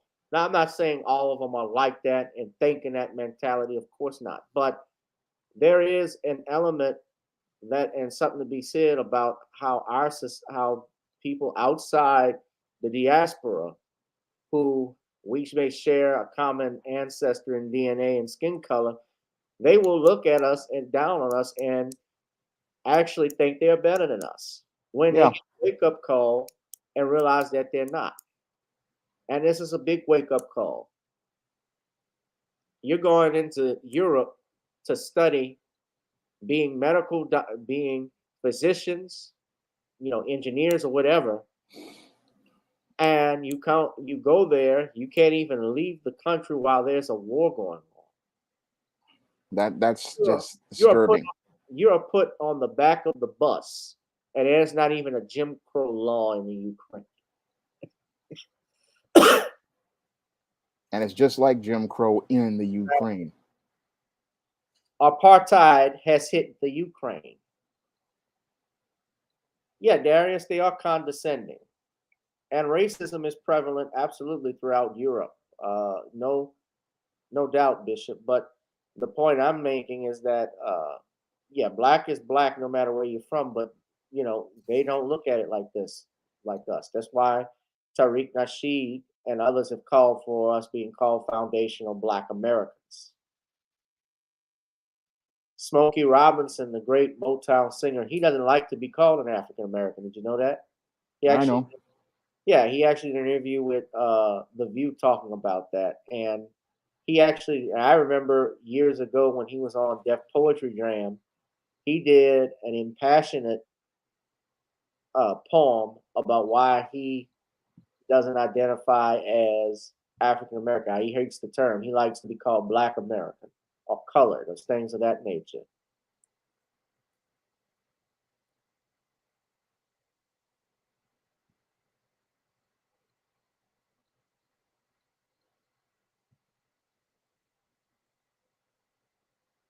So, yeah, I had no idea we was going to these schools, these countries for schools. Well, yeah, I mean, No, I knew all about it. I knew all about it because you have a lot of guys who are on the passport narrative, and they're thinking that the world is different out there, but they don't understand white supremacy is a global thing. And whenever things get hard, they start to go out here and come together. And when they come together, it's not seeing you as part of their rainbow. Yeah, this was the poem I'm talking about that Smokey did on HBO. Give it up for I'm not Smokey gonna play all of Robinson. it because I don't want to copyright strike. That's when Smokey was white, single, and 21. Black. I love being called black. I love being an American. I love being a Black American. But as a black man in this country, I think it's a shame that every few years we get a change of name. Since those first ships arrived here from Africa that came across the sea, there were already black men in this country who were free. And as for those who came over on those terrible boats, they were called nigger and slave and told what to do and how to behave. And then Master started tripping, doing his midnight tipping down to the slave shacks where he forced he and great-great-grandma to be together. And the great-great-grandpa protested, he got tired and feathered. And at the same time, the black men in the country who were free were made into tribes like the Apache and the Cherokee. And as a result of all that, we're a parade of every shade. And in this late day and age, you can be sure there ain't too many of us in this country whose bloodline is pure. But according to a geographical genealogy study published in Time magazine, the black African people were the first on the scene. So for what it's worth, the black African people were the first on Earth, and through migration, our characteristics started to change and rearrange to adapt to whatever climate we migrated to. And that's how I became me, and you became you. So if we're gonna go back, let's go all the way back.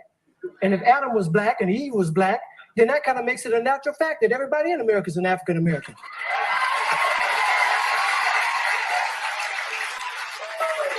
Well, this is too good. Everybody in Europe is an African European. Everybody in the Orient is an African Asian, and so on and so on. That is, if the origin of man is what we're going to go on. And if one drop of black blood makes you black like they say, then everybody's black anyway. So quit trying to change my identity. I'm already who I was meant to be. I'm a black American born and raised. And Brother James Brown wrote a wonderful phrase. Say it loud, I'm black and I'm proud. Say it loud, I'm black and I'm proud. Because I'm proud to be black. And I ain't never lived in Africa. And because my great-great-granddaddy on my daddy's side did, don't mean I want to go back. Now, I have nothing against Africa. It's where some of the most beautiful places and people in the world are found. But I've been blessed to go a lot of places in this world. If you ask me where I choose to live, I pick America, hands down. Now, by and by, we were called Negroes, and after a while, that name was banished. Anyway, Negro is just how you say black in Spanish. Then we were called colored, but yet everybody's one color or another, and I think it's a shame that we hold that against each other. And it seems like we reverted back to a time when being called black was an insult, even if it was another black man who said that the fight would result, because we've been so brainwashed that black was wrong, till even the yellow niggas and the black niggas couldn't get along. But then came the 1960s, when we struggled and died to be called equal and black, and we walked with pride with our heads held high and our shoulders pushed back, and black was beautiful. But I guess that wasn't good enough, because now I had to come with some other stuff. Who comes up with this shit anyway? Was it one or a group of niggas just sitting around one day? Feeling a little insecure again about being called black and decided that African American sounded a little more exotic. Well, I think you were being a little more neurotic. It's that same mentality that got Amos and Andy put off there because they were embarrassed about the way the characters spoke. And as a result of that action, a lot of wonderful black actors ended up broke. When we were just laughing and having fun about ourselves. So I say, fuck you if you can't take a joke. You didn't see the Beverly Hillbillies being protested by white folks. And if you think that, of course you think that being called African American sets all black people's minds at ease, since we affectionately call each other nigger, I affectionately say to you, nigga, please. How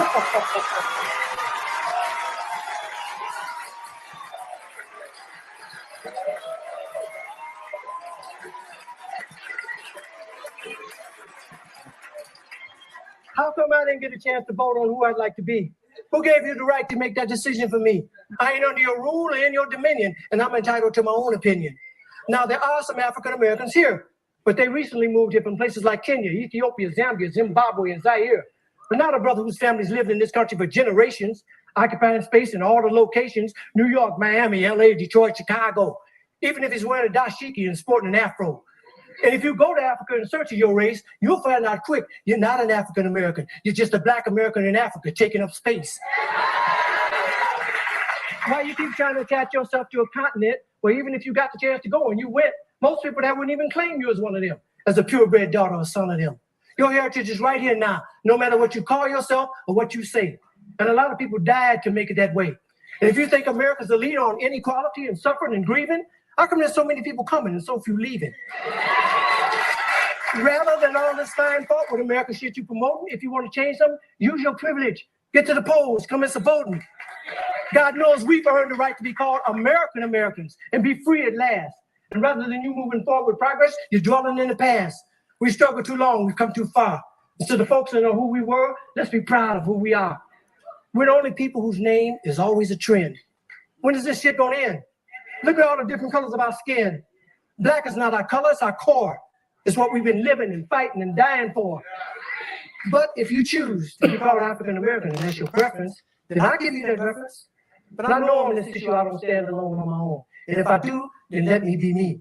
And I'd appreciate it if when you see me, you say, there goes a man who says it loud. I'm black, I'm black, I'm a black American, and I'm proud. Because I love being an American. And I love being black. I love being called black. Yeah, I said it, and I don't take it back.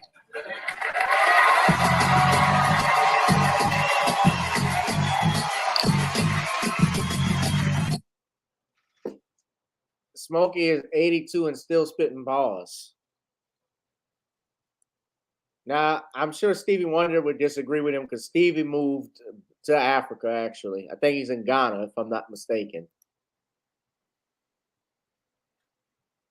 They'll claim Stevie for that money. Yeah. No, I just want to be here tonight with all the lovely people, all of the world, and unite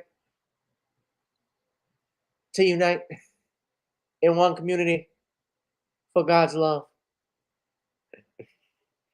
I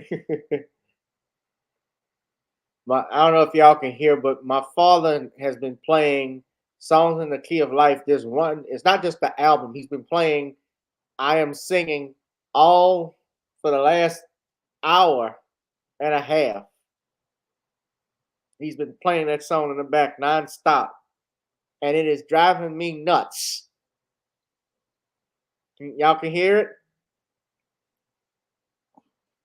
Good. I don't want to. He's wearing it out. Oh my gosh. He's been playing it since this morning.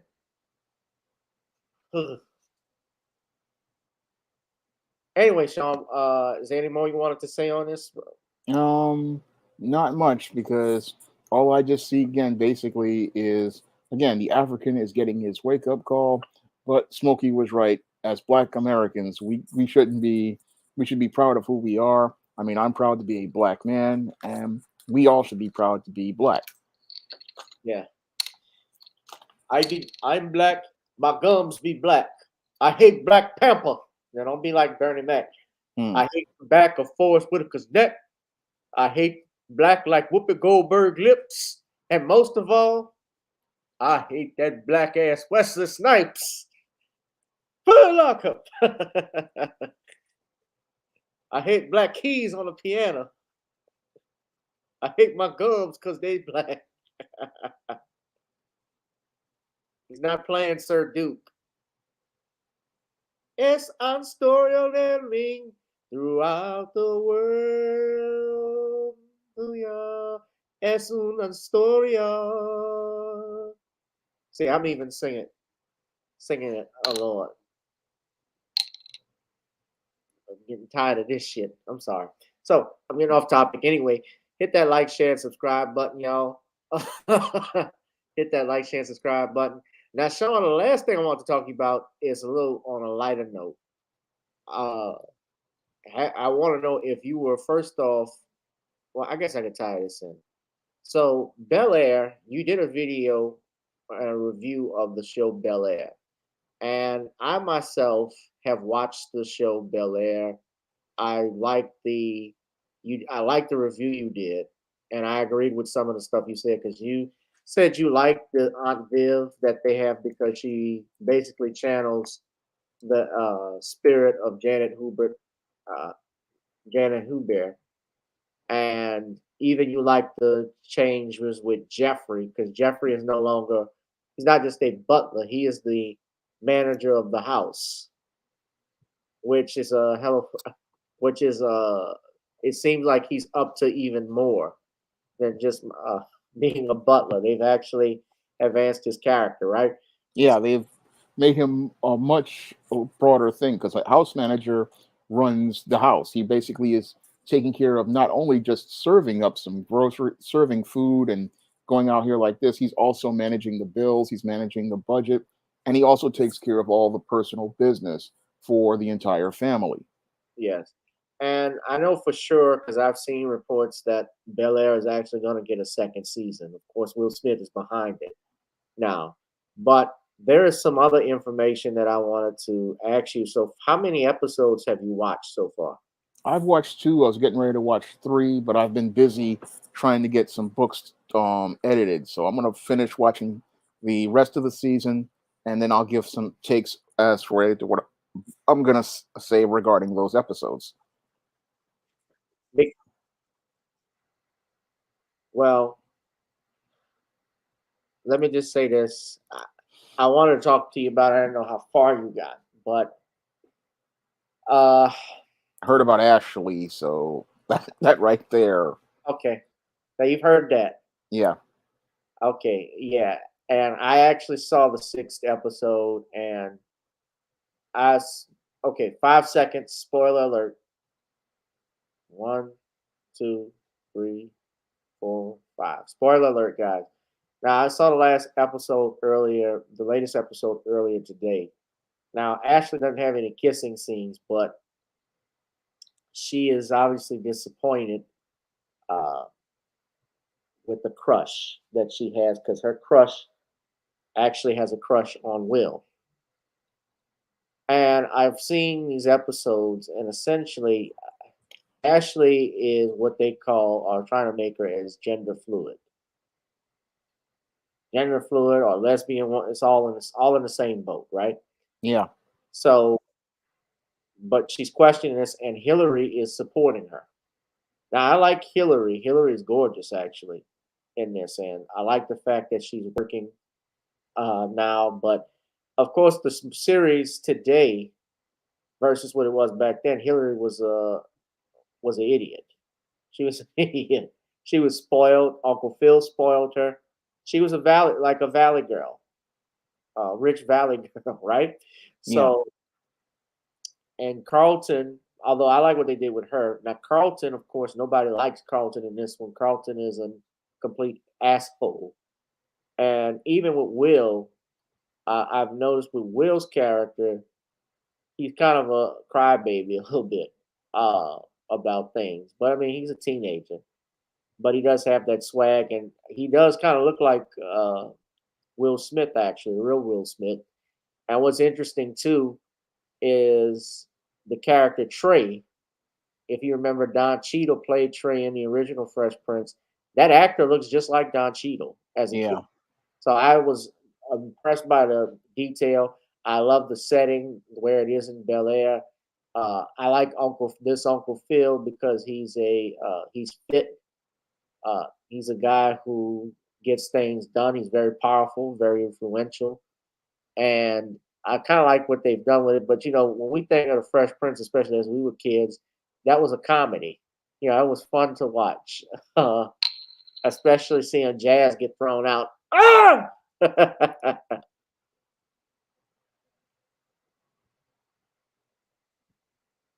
Yeah, some chick named Star. What's up, babe? She said, "Yep, deal breaker," referring to Ashley. I So if you watched it, Sean, I'm sure you will watch it just to look at it and give commentary. But would you stop watching it if you saw that? Based off of No, I've seen shows with other types of relationships, so I wouldn't stop watching the show for that.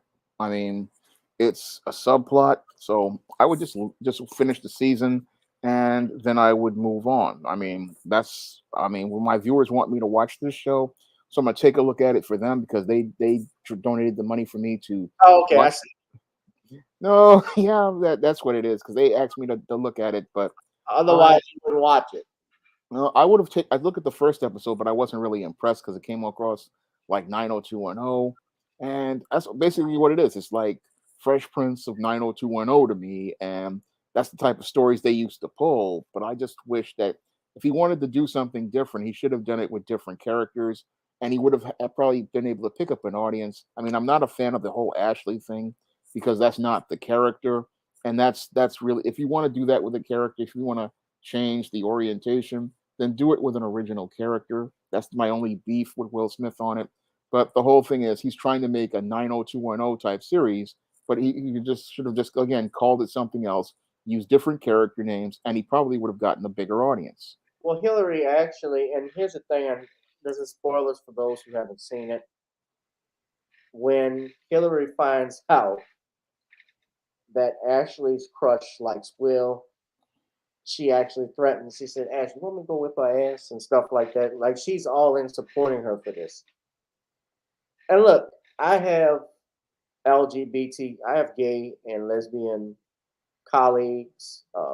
I have people who I've worked with. I mean, if you're in the entertainment industry, Sean, it's hard not to interact with someone who's gay. I know. The bottom line, but that doesn't mean I have to walk hand in hand with them on everything. Yeah. And I think that's how we've become as a country where you must agree with this, you must accept this, or else. No, it doesn't work that way. People have differences of opinion. Yeah. When you try to compare it to being black and what black people went through, that is another issue and problem I have because what black people were fighting for was the right to be called human beings, not to sleep with each other. Yeah. We were fighting for our basic human rights that we were denied. And that's something that most people don't understand. Black people, we were dehumanized. I mean, you had people in the alphabet community who were working, like Raymond Burr and many others in Hollywood, but black people, we couldn't even get those jobs. Yeah. And I mean, look, I have seen some TV show. I was watching a show, How to Get Away with Murder, and it messed me up because as I'm watching the show, the character, I'm being an attorney, young attorney. I want to see how realistic they were going to make it. It was going to be great. And I don't think even in the first 5 minutes of the first episode, they immediately have this white male who's gay making out with another man right after they met in the club in a bathroom. So when I saw that and I tried to stomach watching the rest of it, the season, I just lost interest in it. I couldn't do it. Same thing with Empire. I couldn't get into it. I started watching, even with Power to a certain degree. Power has gone overboard with it because even in Power, the character Drew, who is Mary J. Blige's son, he's although he's not really in the closet because some of the family members know already. But he started out as in the closet, and automatically he's in love with this basketball player Everett, who's teammates with his cousin, and they just throw it out there like it just immediately just starts with it. Like they don't lead up to the relationship like they would do, because with men with heterosexual relationships, as always, they start out with a storyline where this person will serve as the main character's love interest, right? Yeah. So they will lead that up. They don't do that with this. It's just they don't give you a warning with it. So it's just out there full flesh. They playing tummy sticks with each other. And it kind of fucked me up because when I was doing this, I was eating a hot dog sandwich. So there was nothing else for me to eat Not even some fruit. Only thing I had was some Fruit Loops, and that didn't make it either better. So uh, I went to bed on an empty stomach. But yeah, I like the series again. I like the cinematography on it too, which I think was great. Yeah, the Uh, camera work is fantastic on this. I thought the guy who plays Jazz is the guy who played Tupac, who uh, was in that Tupac biography that came out a couple of years ago. But I thought that was good.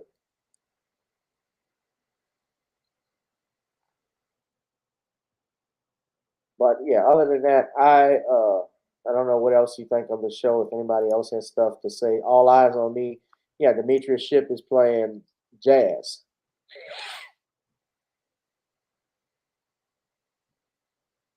No, I'm sorry. I thought. Wait, he's not Jazz. Who's playing Jazz? Whoever it is, it looks just like Pac. Hmm.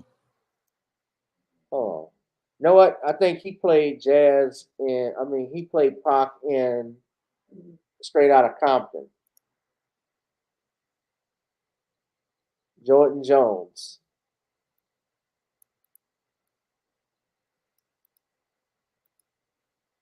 Yeah, he owns his record store and has a crush on Hillary.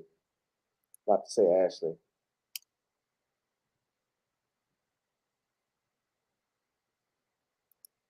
Okay, he's the brother that starred in Snowfall. He starred in Snowfall, Rel, and Bel-Air. So no, it's not. He isn't Tupac, but he looks just like him.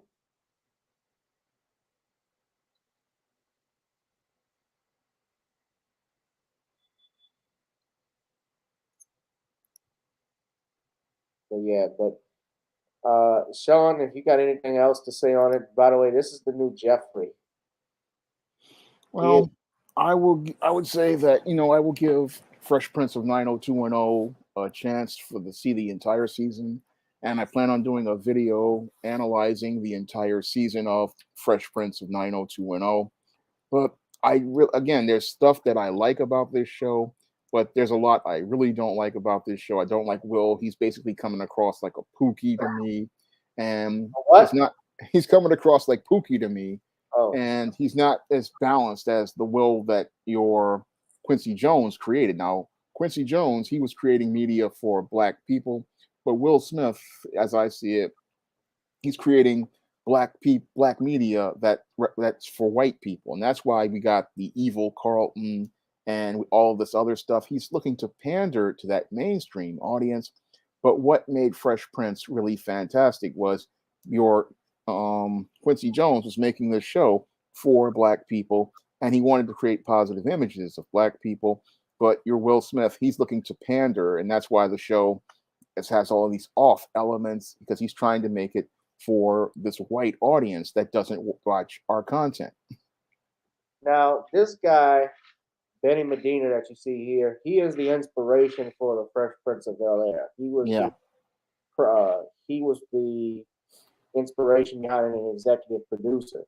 Now, if you look at his story, he befriended a wealthy white teenager whose family lived in Beverly Hills, and they allowed him to live in the garage behind their property.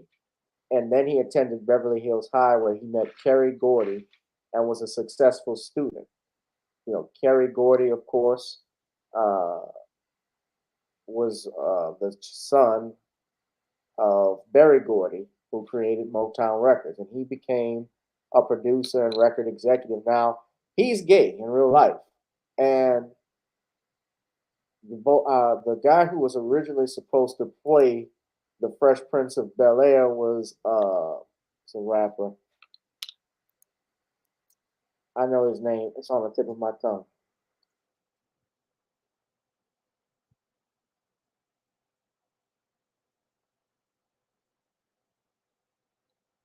Y'all know who it is. Who's the rapper from Philadelphia? He's from Philly.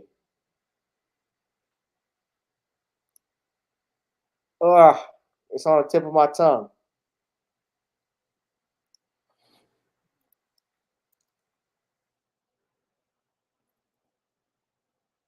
But he talked bad about Benny Medina. It was, come on, y'all know it.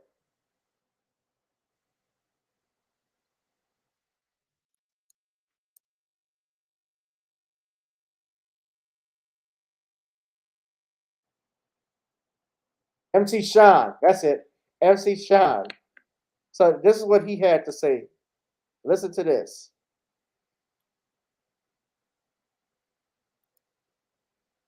Okay, it's your boy Shizzle. I see y'all niggas is on me, yo. Oh, let me play a shorter Nail clip. stuff and you gotta do this to get a deal. That has always been Can you hear the Shawn? thing. Yeah, I can hear it. There's always been it. How these motherfuckers is doing now, you gotta do nigga. Motherfucking the reason why I got fucked up is because I called Benny Medina a faggot to his face. Hold on. He was Let me trying stop. to move shit. Just when they say that word, ladies and gentlemen, these are not my words. I'm playing an audio clip. So I don't want anybody saying that I'm promoting hate speech or anything like that. I'm not. This is an interview that Shawn did with a third party. So He was trying all that smooth shit. I was up for the Fresh Prince role. You know, the Fresh Prince of Bel-Air, right? I was up for that role. But once, because if you look at my first album, Benny Medina was my fucking executive producer. I'm like, who is this guy? He tried to take me under his wing. I wasn't having that shit. So this is how it's been all the time. But it was basically under the table. So now here I am to looking at Benny Medina. Oh, you want me to be Fresh Prince and all this shit? What the fuck I gotta do for it? Suck the ball? No. I ain't with it. Next thing you know, they got Fresh Prince. Will is my man. All day long. Will Smith's first show that he ever did was with me. But I gotta sit and question, like, yo, I know who you was fucking with, Benny Medina. Your fucking first movie after you did that shit was 6 Degrees of Separation. Did these motherfuckers induct your ass into the club? It has to be. Yeah. You know what I'm saying? You don't get that money unless you're motherfucking playing the game. Period. Right. And so I talked my way out of fucking playing that game a long time ago when I told Benny Medina, you fucking faggot, fuck you. That's when I got dropped from Warner's. My whole shit went a whole total left. Well, I ain't care.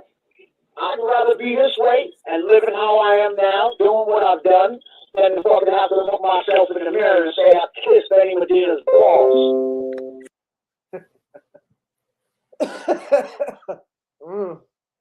Let me be clear. MC Shawn is from New York. He's from Queens, New York. So I apologize if I said Philadelphia. And somebody said Meek Mill. Come on, you know damn well Bishop Scott and some chick named Star. Y'all know good and well Meek Mill, North Carmen would have been up for the damn Fresh Prince.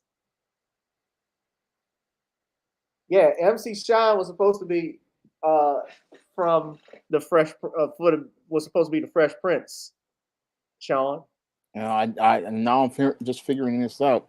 I mean, I remember when they talked about Really? Benny Medina back in the 90s, but I didn't know he was like that. And I didn't know that all of this went on. But this kind of connects the dots as related to 6 Degrees of Separation. Could be Me Too.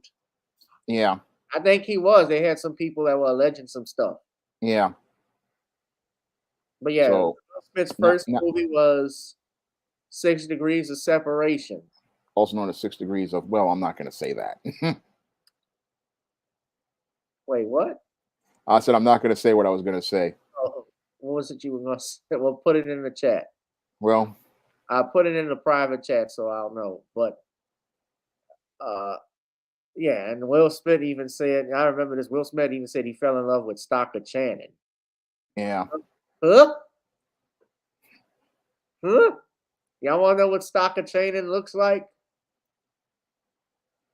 This Stocker Channing. Hold on. Yeah. She's pretty old, but Liza Minnelli's twin.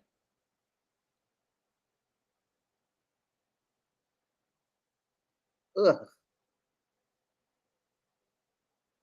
Will must not, he missed some coochie. He would take anything at that point. Well, it must have been.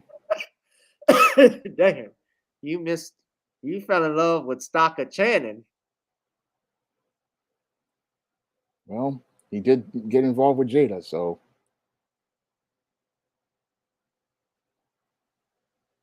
I'm sorry. I said he got involved with Jada, so that shows us. But Will is a beta male, so he doesn't really have good standards for women. He doesn't really know who to get involved with. Yeah, the bitch. Yeah, Rizzo from Greece. Oh, that's not bad, Shawn. What you? I thought it was gonna be explicit. Well, I Jada, thought that was. huh? I thought it was pretty explicit. I just didn't want to get you in trouble. That's all. He said Bishop said Jada was beautiful. Jada Yes, was beautiful back in the day. she was beautiful, but the She more was. we learn about Jada, she need help. She need Jesus. Yeah, she said some BS about her grandmother teaching her how to please herself. Don't tell no. Then damn, you telling everybody your grandmother was a freak. Yep. Grandmothers don't tell that. They tell you recipes, not to rest nothing in your piece. Yep. That's Damn. not what people want to hear about grandma. What? Yeah. You talk. That's stuff you found out by accident. You don't go to grandma. You go to maybe your dad, or if you're a boy, or your mom. Yeah, private stuff, but stuff like that you find out by accident. Sometimes by friends talking about stuff. No, ugh. Well, now that I think about it, I think when it comes to Jada or Wild Wild West, I think marrying Jada may have been the biggest mistake, but a bigger mistake. But Wild Wild West wasn't that bad of a movie. Nope, not that bad of a movie. Yeah. Uh, and I like Jada. Look, I like Jada in seriousness and Will, but I just to come off putting all your stuff out there in private, in all your private stuff out there in public, and embarrassing your husband like you did. That was awful. And I know that there'll be some people who say that, well, Will was probably cheating on her, but look, Will don't take that shit out in public. That's the thing.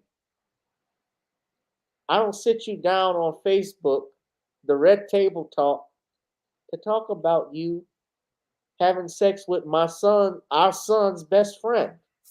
No.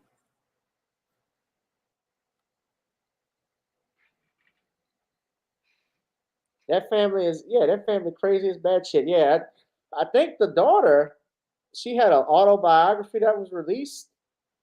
Who's buying that? Willow has an autobiography or book that she wrote.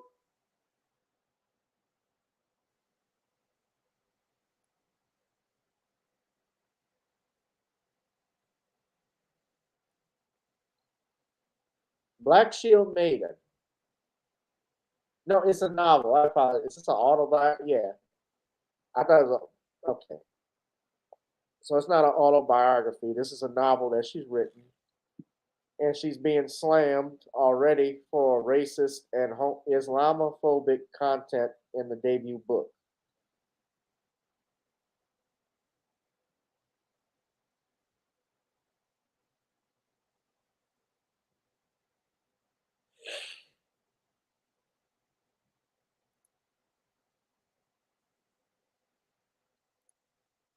Okay, yeah, Willow is 21, so she's buying this book. This is the book. Oh. Arkham certified. Are you trying to say she's crazy? Yeah. Uh, But this is what happens when your mother is a LSD or a little sexual deviant. that's what LSD. That's like Oh, that's what I call her, a LSD, a little sexual deviant. yeah. Well, you gotta avoid those entanglements. Yep. Yeah. Did you think? What did you think of her having an affair with August Melsina? Well, that's about her trying to have power in a relationship because she couldn't have power in a relationship with Will. So she looked to find a submissive and weak boy. And the boy really, he was thinking that he was getting a deal where he was going to get with somebody's mom because of that whole MILF narrative. So what happened here is this guy, he was just basically being used as a sexual object. And that's what your Jada was doing with this entanglement. She was looking to use him. And the sad part is, she was looking to use him because she had no respect for Will, and she wanted to use this tool to try to humiliate Will Smith by saying, "I can get a better man than you. You're a weak man," and she had no respect for him. Now, most smart men would get rid of that woman at that point, but your Will Smith, I don't know. I mean, he's one of these beta males, and he's trying to make things work with a woman who never wanted to work with him, a woman who was never emotionally into him, and he's just trying to make this work, but it's not working at all. Yeah.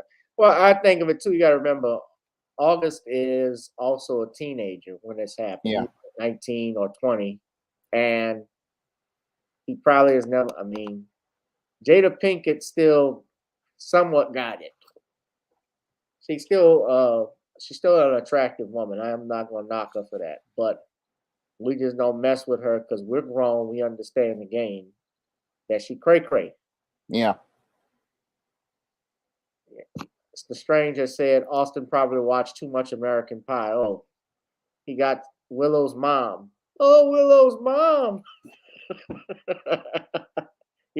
Stifler's mom and Willow's mom. Oh man.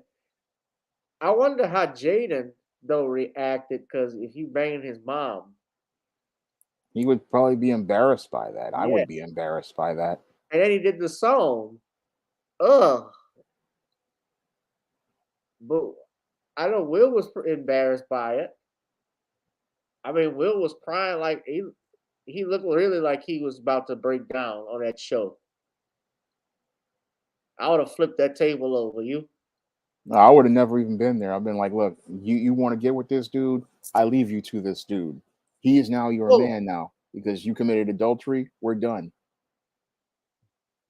Danielle Meyer said a long time ago, I heard a rumor that Jada had a thing going on with Debbie Allen. Fame? She wanted to live forever, apparently. I don't know. Felicia's sister? Judge Joe Brown had a thing for Debbie Allen. You know, I used to date Frida Payne before she messed with that fake ass black Humperdinck, Gregory Abbott. That was my girl. Bring the boys home, and I brought them home indeed, because they marched up and down that hill every night, son. Yeah. You mean to tell me turn up? You mean to tell me turn up?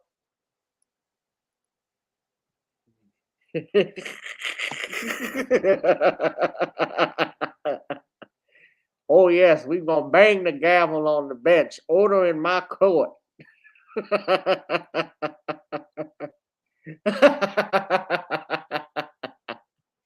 Have you heard?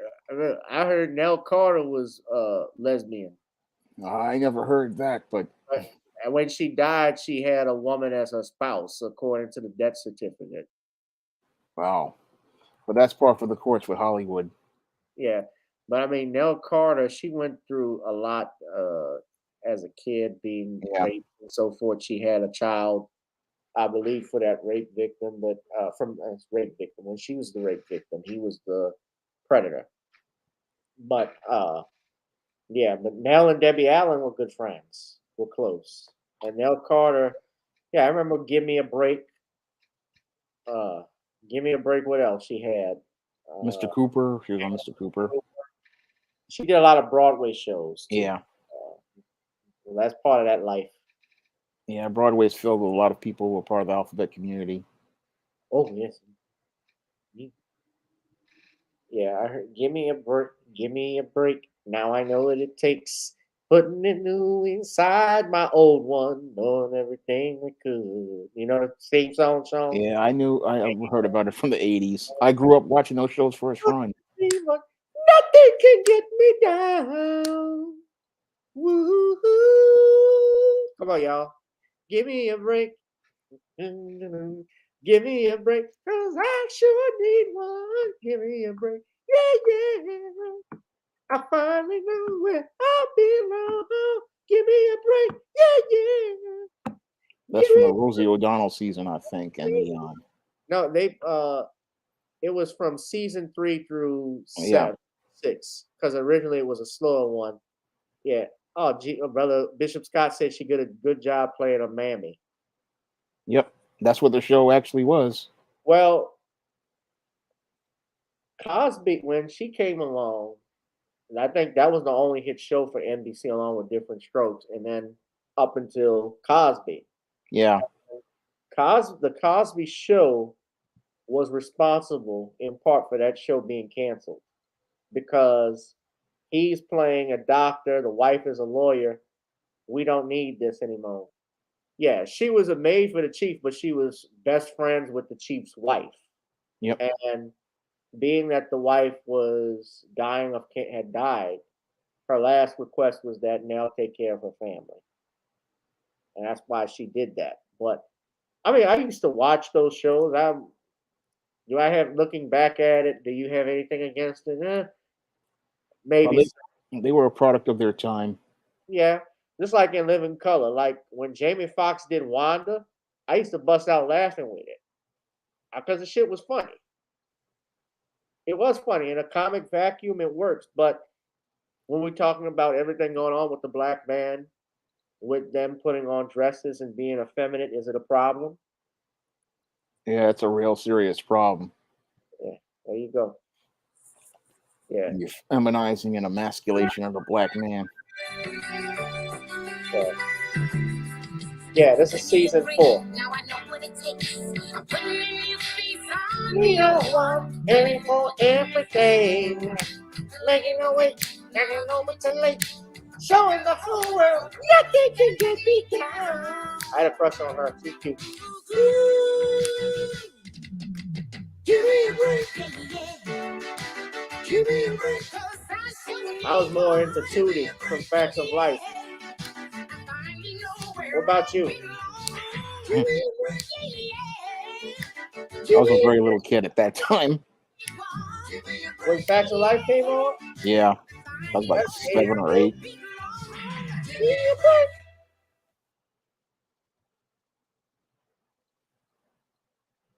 Really, you like the early season song, the early theme song, the first one? No, I was never a fan of this show. It's like it's like this show was like I was never really that much of a fan of it. You know, not I would really. watch it because it had a black person in it, but No, Bishop, you weren't in Thelma. Be real. You went to Florida. You like that no neck beauty. Damn, damn, damn. Well, everybody was into Thelma. Yeah, Thelma could get it. yeah. Thelma's still fine to this day. Damn, damn, damn. Who else I like? Theme songs. So the early theme song you're talking about. Hold on, let me play it. See, well, I'm gonna get a copyright strike. I don't care. They copyright strike my song, the Get On Up still, even though it's my freaking song. So this is the earlier theme song you talking about.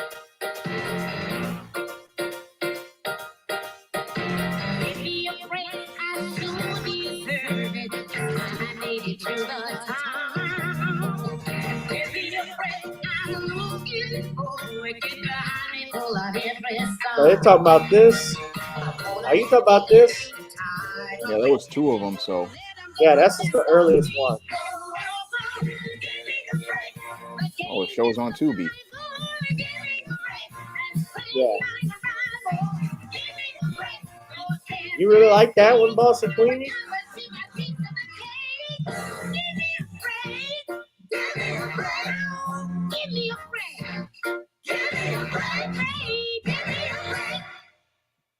What?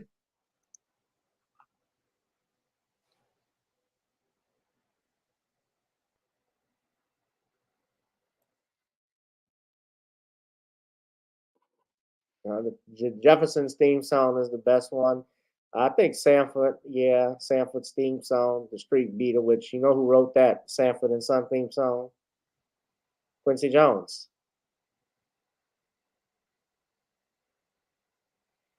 Bishop said, "How can you get to the top by taking care of a white family? Give me a break." That's a good one, Bishop. Well, we're gonna wrap it up right now, man. I know Sean's got to get up for work and stuff. Computer robots, you coming in late? Hello, everyone. Just got home from work. Give me a break, computer robots. That's what the phone is for. Listen on this. Give me a break. That was just terrible, Enox. Terrible, terrible, terrible. That Nell Carter, she is not a pure coon. She hasn't coon like Charles Barkley has. Because when I coon, at least I let everybody knows that Charles Barkley is coon. Because I come from a long line, Ernie, a long line of the proud coons from Mrs. Birmingham, Alabama. Goes all the way back to that. And I just want to say, Ernie, tonight, I can't not do any of this without street clothes. Street clothes, Anthony Davis. He made it possible for me. Lamiko says, "Oh, Gavin, I beg to differ on Jada Pinkett Smith still being attractive. She hasn't been attractive since the movie Set It Off. She's still okay. I think she's still attractive. I mean, she's not. She's shaped nice and stuff. She takes care of herself. But yeah. But anyway, we're gonna wrap this up. Shawn, want to do some plugins? All right. My new book, ISIS Legacy, is now available on Amazon.com in paperback, and you can pre-order a digital version on Kindle. And I'm working hard for some weekend book sales, so I'm asking everybody to pick up the first book in the SJS Direct 22 catalog, ISIS Legacy, on Amazon.com tonight. All right, ladies and gentlemen, and as we wrap up, I need you to go to our website, buy some Creole seasoning blends. Bishop, you have not gotten, I'm going to call you out, Bishop, you have not ordered any bottle of seasoning. Nonny's Creole Blends.com, ladies and gentlemen. We're trying to get our product in stores. Try it on chicken, meat, or fish. Nonny's goes great with every dish. Come on, y'all. Y'all got to do that. Support me. Support this channel. If you're not able to donate to the Cash App, please, if you want to advertise, you can hit me up to the email, Gmail. You can do Patreon. Another way to support me is at the ticker at the bottom. The Cash App, GavinRichardEsq, Google Pay, PayPal, and on Zelle. If you want to download or buy some of our music on Apple, I need you to download Video Soul, ladies and gentlemen. And also to let you know that I have a new podcast I told you about coming out. It's called, the name of the show is called Unsolved Mysteries. That's coming soon. So this weekend, I'm going to have the trailer. I'm working on it. I'm going to be working on it extra hard to get the trailer out for you this weekend, which will drop soon with some new music attached, a theme song that I think you all will enjoy. So you all check that out. Shawn, I appreciate you for coming in. All right. Well, thank you for having me on the show. I appreciate it. And I also will let you all know pretty soon, as I finish the latest draft of edits, the book on Bill Cosby will be released for sure this month. So you all will be able to pre-order it. I'll let you all know. I'm going to do a new trailer for that as well. Shawn, what is the live stream going to be about tomorrow? Well, the live stream is going to be about Little Miss Sneaky. So this is about these women out there and them being so sneaky. And I also might be talking about some skid mark thongs and some skeleton bones. That sounds like Jada Pinkett.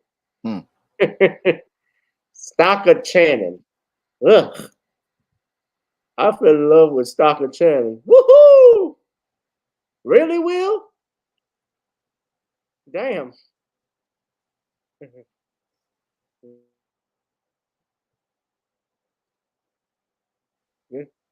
Shawn? Yeah. Did you know who she was when he said that? I mean, before? I did. I know who Stockard Channing is. She's a theatrical actress with a long background and a long history. and she inspired one of my characters in my screenplay all about Maryland. So I'm well aware of who your Stockard Channing is.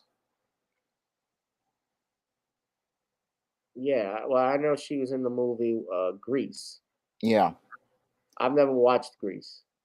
she's very versatile and has a lot of skills. So she's somebody who is very, very, very versatile. I mean, she has amazing acting range. Yeah. But damn, you fell in love with her? It just shows that Will Smith was the ultimate simp. He has no real understanding of how things work with women, and Woohoo! So she basically, to you, she married him for his money. yeah, Because she's Jada Pinkett Smith. She changed her name. I have never seen Grease. I've seen Saturday Night Fever. I never was into stuff like that. No. yeah. You what I love. Ooh, ooh, ooh, you what I love. Yeah, I know what y'all.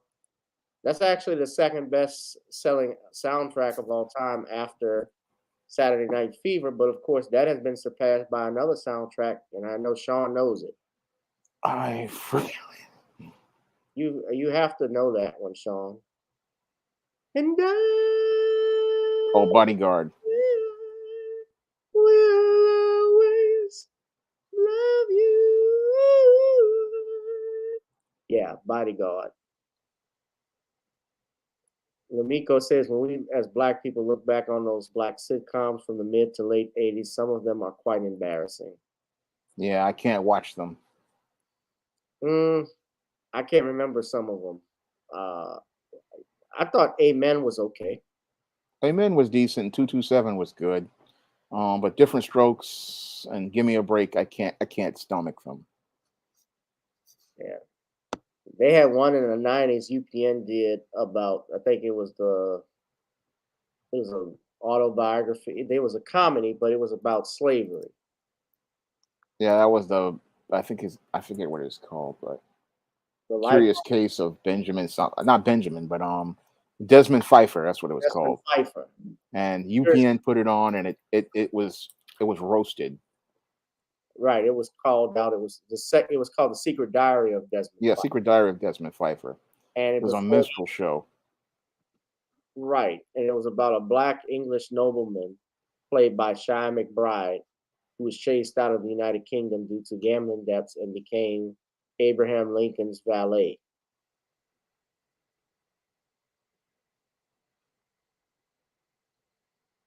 And yeah, it was protested, and UPN didn't even air the series. And they filmed 9, and I think only 5. There were 5 that were unaired, so only 4 aired. Yeah. They didn't air the whole series. It got canceled. Yeah. But then, all y'all have seen Grease? I have the DVD and I haven't watched it yet, but I may take a look at it. Yes, I might watch it. If not. All right, guys, that's been it for me. This has been another edition of Gavin Richard Presents. Let us go on and get on up. Ladies and gentlemen, I'll holla. Peace. Thank you, Shawn. All right, thank you, Gavin. Have a good evening. Good night. Girl, come on. Gotta dance to the beat, because on the dance floor is where we'll meet. Show me what you got.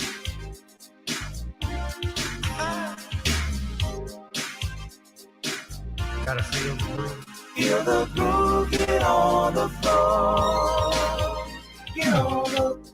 Right now the party's wasted. There's nothing much to do. But once the groove gets started, tell me, what do you have to lose?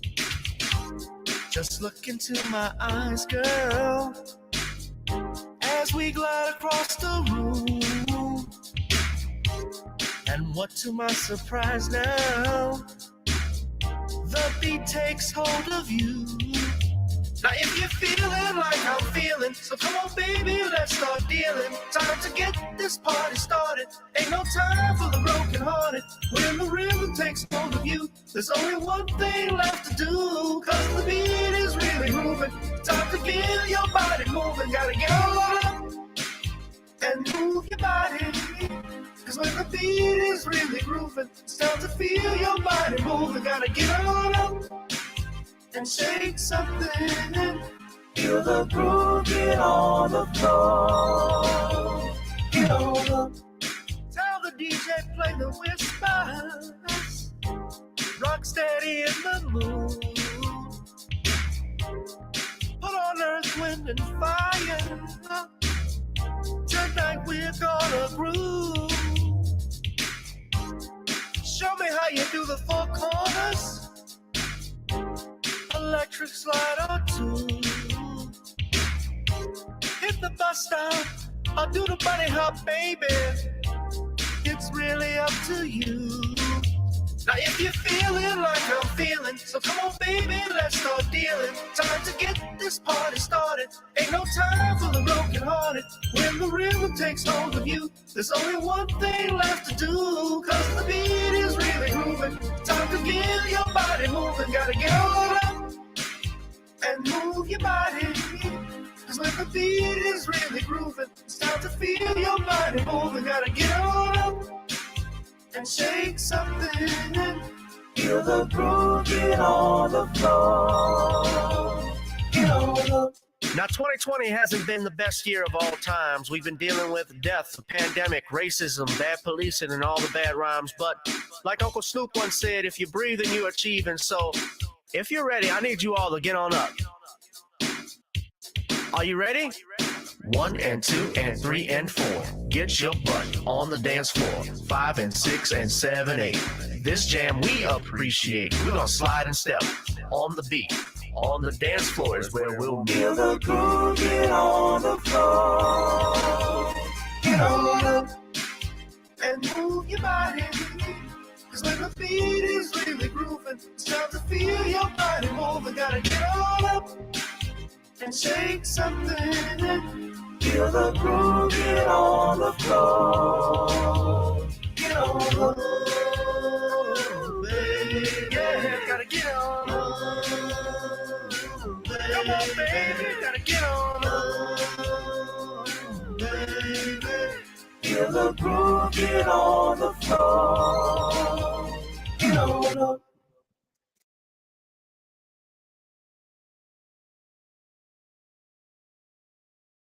Now, Ernest, that was just terrible, terrible, terrible. You end a show like that on Gotta Get On Up when you should have played Charles Barkley singing his version of Gotta Get On Up. Ladies and gentlemen, this was just terrible, terrible. Gavin, you got to change that, Ernest. He's got to change all of that, and that would be better, better, better.